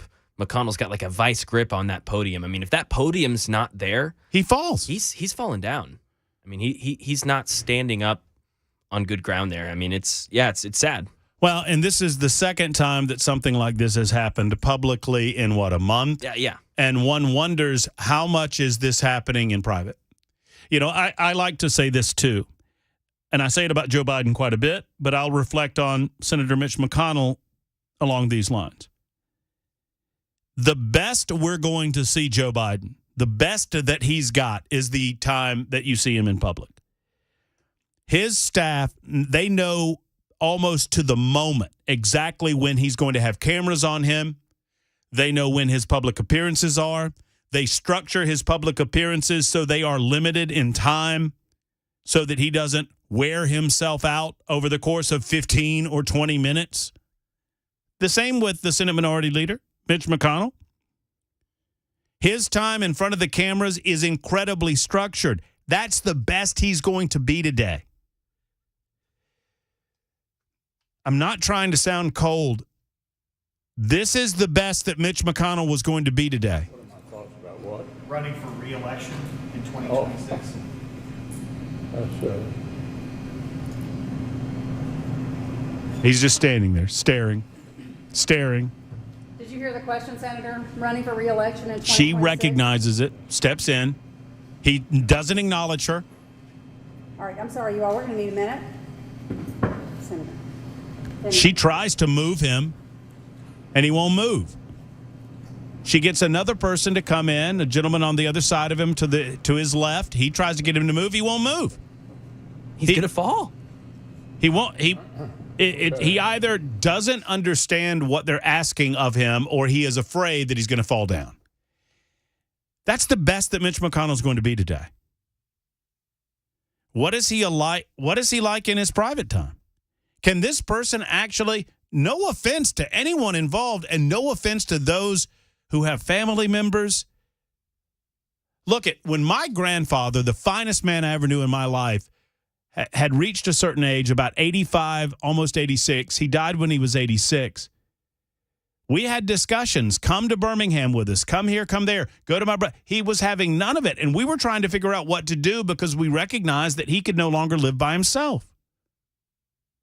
So I understand fully the hard decisions that sons and daughters and family members and other loved ones have to make about our elderly, our parents and our grandparents. But this is no way to run a government. Do you honestly believe that Mitch McConnell is making any real functional decisions at this stage? What about Joe Biden? And then that begs the question, when it comes to Dianne Feinstein, who's running California from a federal perspective? It's not Feinstein. She doesn't know what day of the week it is, man. Sadly, money motivates this process, and there are far too. I mentioned this aide. This woman is a part of the problem because she makes money on Mitch McConnell's existence as a senator. And if he no longer exists, she no longer exists. And so she facilitates it. It's 2:24 on Super Talk 99.7 WTN.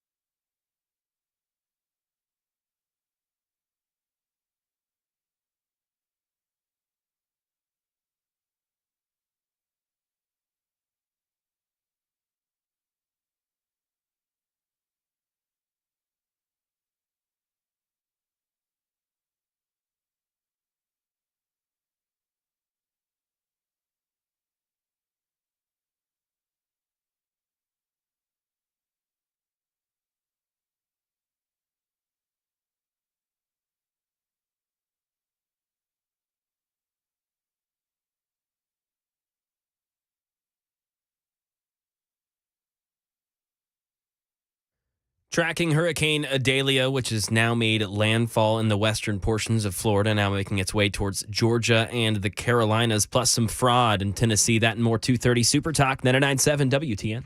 Thank you much, Mac Maury. Looking forward to that. A San Francisco bakery says no cops. We'll get to that story in a moment. Plus this NASCAR diversion program that I think is, well, I don't think there's any question that it's illegal. We'll get to that right after the bottom of the hour news as well. Kids, the bottom of the hour is what we call 2:30 or 1:30 or any 30. We call that the bottom of the hour because there used to be something called an analog clock. It's a dated reference lost on younger listeners. The Matt Murphy Show on Super Talk 99.7 WTN. Christopher is in the borough. Hello, Christopher. How are you? Hey, how are you? Man, I'm great. I wanted to maybe point out maybe the irony of kind of what's going on with the gun debate at the House. You know, when they had the protest, I forget when it was, when the two guys tried to storm the dais in the front. The irony that I saw there is that you have one side, sort of a two-sided argument here. You have one side trying to using their constitutional right to force the House to take away another constitutional right that would allow them to fight against a government should that government behave tyrannically. And then the government then sort of behave tyrannically in order to preserve the right that the people would have to fight against a tyrannical government. The irony in all this is just astounding. And I feel like there needs to be an honest discussion about why we have the Second Amendment. I feel like people always sort of talk around the meaning of that and why we have it.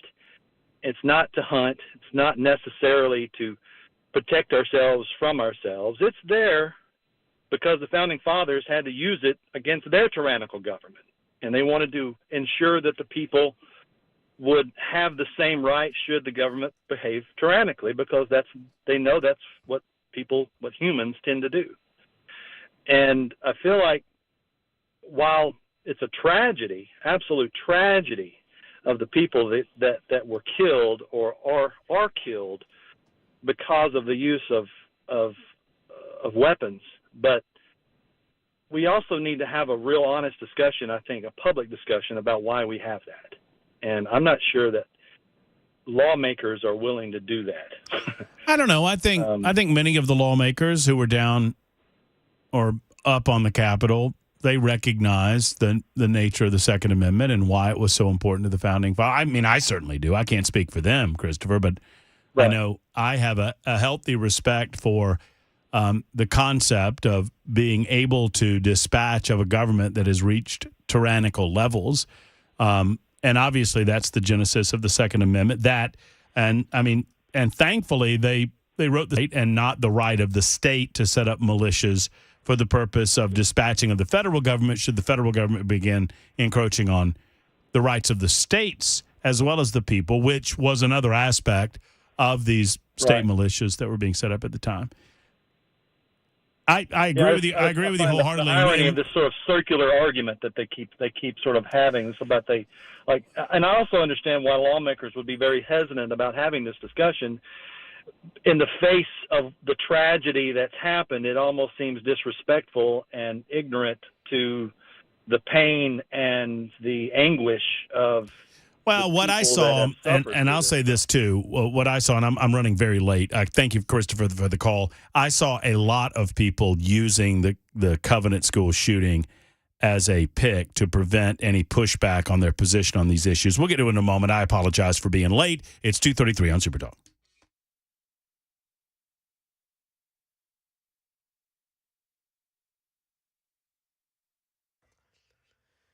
It is 2:33. I'm Mac Maury with your top stories. 85 degrees and mostly sunny in Nashville. Full weather forecast headed your way in 2 minutes. Idalia has made landfall on the Big Bend section of Florida as a Category 3 storm before sweeping towards Georgia and the Carolinas. Karen Travers gives us the latest from the Biden administration on its response. FEMA Administrator Deanne Criswell says her biggest concern for Florida is people who chose not to listen to evacuation orders. She warned people who stayed behind that they should not venture out into the storm and should remain sheltered in place if local officials are advising that. That is our priority through the day today, is to make sure that everybody is safe after this storm has passed. As we go into the next few days, we're going to want to assess what the total amount of damage is and see what immediate needs need to be put forth. And Florida Division of Emergency Management Kevin Guthrie says that there have been 911 calls, but no one has been in distress, and everyone has gotten help immediately so far. Right now in Tennessee, News 2 says that a Columbia woman, 56-year-old Sonia White, has pled guilty to defrauding a North Carolina clinical laboratory company out of around $400,000. She created a fake vendor named Middle Tennessee Diagnostics while submitting fraudulent invoices. White faces up to 20 years in prison, along with a fine of up to $250,000. And the leader of the African nation Gabon is out of power after a military coup. Shannon Crawford. A senior State Department official says American diplomats at the embassy in Gabon are closely evaluating the situation there after military officers declared they had seized power overnight, placing the president on house arrest after he won a third term in a heavily disputed election. The U.S. Embassy is now advising all American citizens in the Central African nation to shelter in place amid the apparent suspension of flights exiting the country. And that is the latest news. Weather's next. I'm Mac Morey, WTN News.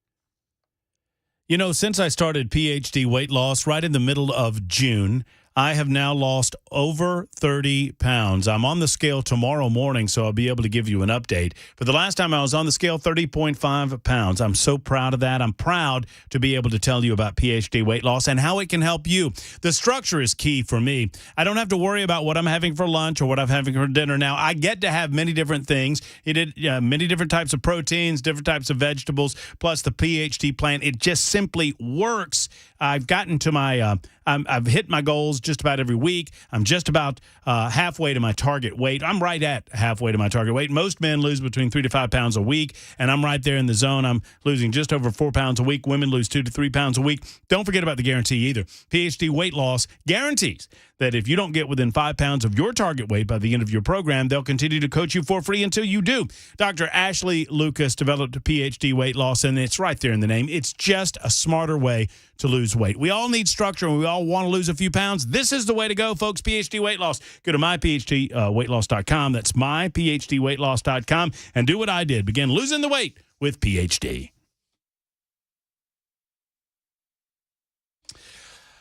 I got a chance to speak with the one and only Brian Wilson coming up in mere moments about the afternoon show that he calls The Drive on Super Talk 99.7 WTN. Looking forward to that. We will break down this NASCAR deal for you in just a moment. I promised that I would do that. I also promised I would tell you the story about the San Francisco bakery that has decided to say no cops, to which I say the next time the San Francisco bakery gets broken into or there's an armed robbery, the cops should say no to the bakery as well. I mean, you know, tit for tat, what's good for the goose, et cetera, et cetera, et cetera. Then this from the super text line. Rachel writes in. Make sure Maury's listening to this. Rachel writes in and says, well, first off, Ray says, will Friday be tomorrow or on Friday? Friday will be tomorrow. I'm off on Friday for my birthday, and so we will celebrate First Amendment Freestyle Friday on Thursday. That's starting tomorrow at high noon. Secondarily, Rachel writes in and says, Mac's pronunciation of laboratory made me laugh out loud, and I don't know why. I don't either because I wasn't listening. I don't know why I said laboratory. Like that. I don't know why. It's happened. Welcome to my laboratory. You know what's more concerning to me, Mac Maury? Yeah. A different turn of phrase that I heard during the newscast. Oh, yeah. Mm-hmm. Tell me about your experience with the phrase, because this was, and I'm not attacking you, this was a subject that Bell and I brought up in our pre-show meeting. Tell me about your experience with the phrase, the Big Bend. Ah, the Big Bend. Mm-hmm. The Big Bend. Have you ever heard that before? Have you ever heard that before? Where did you pick it up? It's what people are calling it. Okay. I talked to someone. I do a weekly hit in Birmingham at my old radio station on Talk 99.5 with my good buddy Dale Jackson. Dale Jackson grew up in Gainesville, Florida. Never heard of it. Gainesville, Florida? No. There's a college there. Did you know they've got? I know that. He's They never got a sports team. Oh, I thought you were saying you had never heard of Gainesville, Florida. Gainesville, Florida. Never heard of it. Never heard of it. University of Florida. Never heard of it. Tennessee Vols. Heard of it. Heard of it. Hey, it's football season. Go Dogs. So, yeah, he had never heard of it either. He said, growing up, I never once in my life have heard of this area of Florida being called the Big Bend. And I've never heard of it. And we've had storms go there before. I was born in Panama City Beach, and I've never heard it referenced that way. Okay, the Panhandle. We all got that. Yeah. We got that. That's the handle of the little keys. You know, it ain't a pan. You know, No. it's a more of a windsock, dangly handle. You know what I mean? I always had a slow Florida. Welcome to America's. Yeah. Thingy. Which means, I always like to say when I lived there that means Alabama's the taint. That's just. Which brings up a great question. Can I say taint on the radio? You just did, didn't you?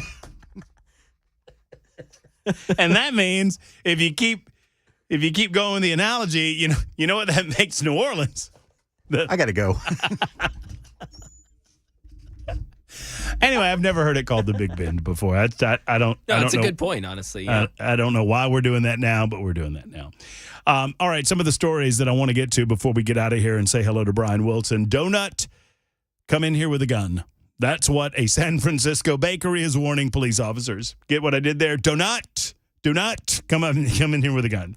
Reams, California, which is a local Arab street food restaurant and bakery chain, has announced that it's now enforcing a policy not to serve anyone with a weapon. The association tweeted about the incident earlier this month, last week. It included a screenshot of an email apparently from a Reams executive to the San Francisco Police Officers Association that said the company has a policy, quote, not to serve anyone that is armed in a uniform. The union urged the bakery to post signage about its policy after it denied service to an officer in uniform. We're not asking Reams or any business with a bigoted policy to serve our officers, said the association. We're asking them to own their discriminatory policy and put up a sign so we know not to spend money in your establishment, whether we are on duty or off duty. The Mission Bakery opened shortly before the pandemic hit the Bay Area and apparently has become a rather hot, attractive item for the local liberals. And they say they do not serve cops. I know that police officers cannot act in this fashion. I get it. But if I were a police officer, I got to tell you, I would be hard-pressed to serve Reams if Reams decides not to serve me. In other words, in a list of priorities, if Reams is on a laundry list of places I have to go to investigate burglaries or whatnot, it's going to be at the bottom of my list if I'm a police officer over there. I take it the health department in San Francisco doesn't carry weapons. I guess. I would. I'd be armed in some fashion. You would think. And then there's this, and I had a hard time believing that this story was true, but I did do my own investigation, and apparently it is true.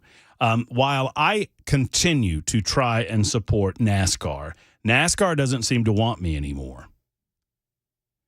NASCAR offers a paid diversity internship that specifically excludes white people from applying on the basis of, wait for it, their race.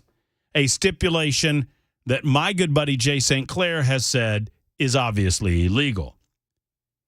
The Race Car Giants Diversity Internship Program states that there are, quote, racial requirements that applicants must reach and meet in order to be accepted.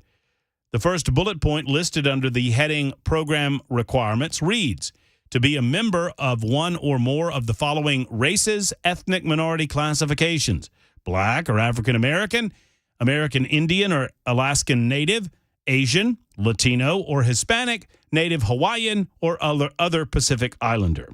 According to David Bernstein, a professor at George Mason University's Antonin Scalia School of Law, NASCAR's racially discriminatory program is, quote, blatantly illegal, noting that it would seem to violate Title VII and the 1866 Civil Rights Act. Having a 100% quota for minorities for a position is illegal, even under a very generous view of what is allowed, said Bernstein. NASCAR's diversity internship program appears to be a part of a broader company campaign called Drive for Diversity, which also includes race-based mentorship programs. Both programs stipulate that applicants are only eligible for the program if they are female or a member of one or more ethnic minority classifications.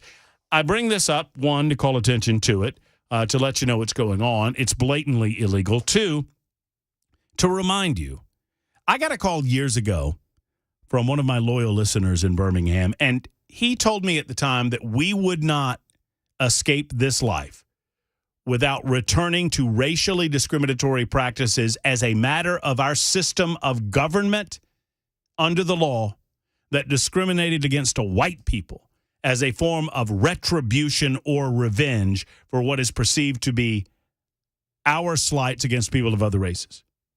And I laughed at him. I said, that's foolish. We will never go back there. We are close, folks. We are close. It's 2:49 on Super Talk 99.7 WTN. We'll check in with Brian Wilson in a moment.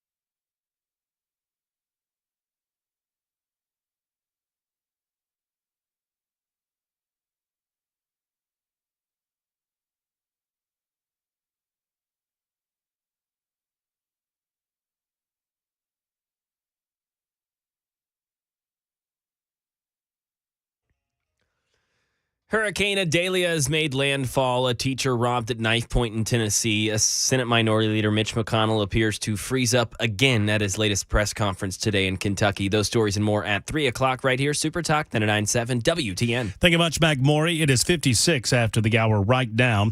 Jaden, the young man that we told you about yesterday afternoon from Colorado Springs, there's an update on his schooling. You know, he had the Gadsden flag on the back of his backpack. He was disallowed from school while he had the Gadsden flag. The school has now walked back that ruling and determined that he is not in any way in a violation of the school policy by having the Gadsden flag on his backpack. That's good news. Speaking of good news, here's Brian Wilson with some of the good news as to what is coming up on the drive this afternoon. What is up, Brian Wilson? We're going to dedicate the entire 4 hours to the fact that there is a blue supermoon coming tonight. You know, I noticed the moon last night because the dog does Grogu start acting crazy when the moon gets full? When is Grogu not acting crazy? Is the question. You've met my dog, right? I mean, no, I haven't noticed that, but I mean, you know, there's a lot. Cops believe that, and if people who work in emergency rooms and work in, you know, on ambulance teams and police officers, they all believe that, you know, something happens on a full moon. But this is the trifecta. It's a full moon. Mm-hmm. It's the second full moon in the month, which makes it a blue moon. Okay. Those happen about once every 2.5 years. I mean, they write songs about that stuff, Brian. Yeah. Well, and you may hear a few of those coming up the next hour. And then so, you know, you get your super moon, which comes, you know, they come, you know, maybe 4 times a year, but a blue super moon happens very rarely.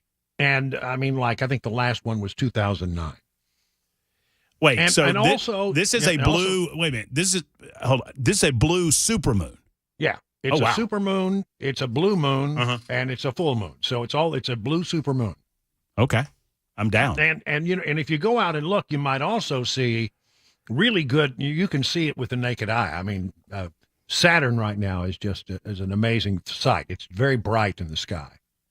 And also when the moon is in the 7th house and Jupiter aligns with Mars, then peace will guide the planet and love will steer the stars. It's my understanding. What the hell is that? It's my understanding when the moon, Brian, hits your eye, I've heard this, like a big pizza pie. Mm-hmm. That's amore. That's what I've been told. I know. I've not checked it for myself. Oh, thank you. Well, someone wants us to be quiet.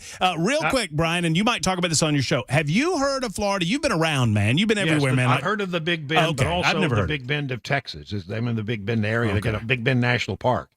But real quick, Mark Green will be with us at 4:05. Love it. And we'll have Pete Hegseth as our special guest, as he often is on Wednesdays when we're lucky. Pete Hegseth from Fox News. So we shall be listening, my friend, and I'll be back for one more opportunity for a crack at this apple between noon and 3 starting tomorrow. And that's it for me for about a week and a day. So we'll join you then. Brian Wilson in the Drive coming up next on Super Talk 99.7 WTN.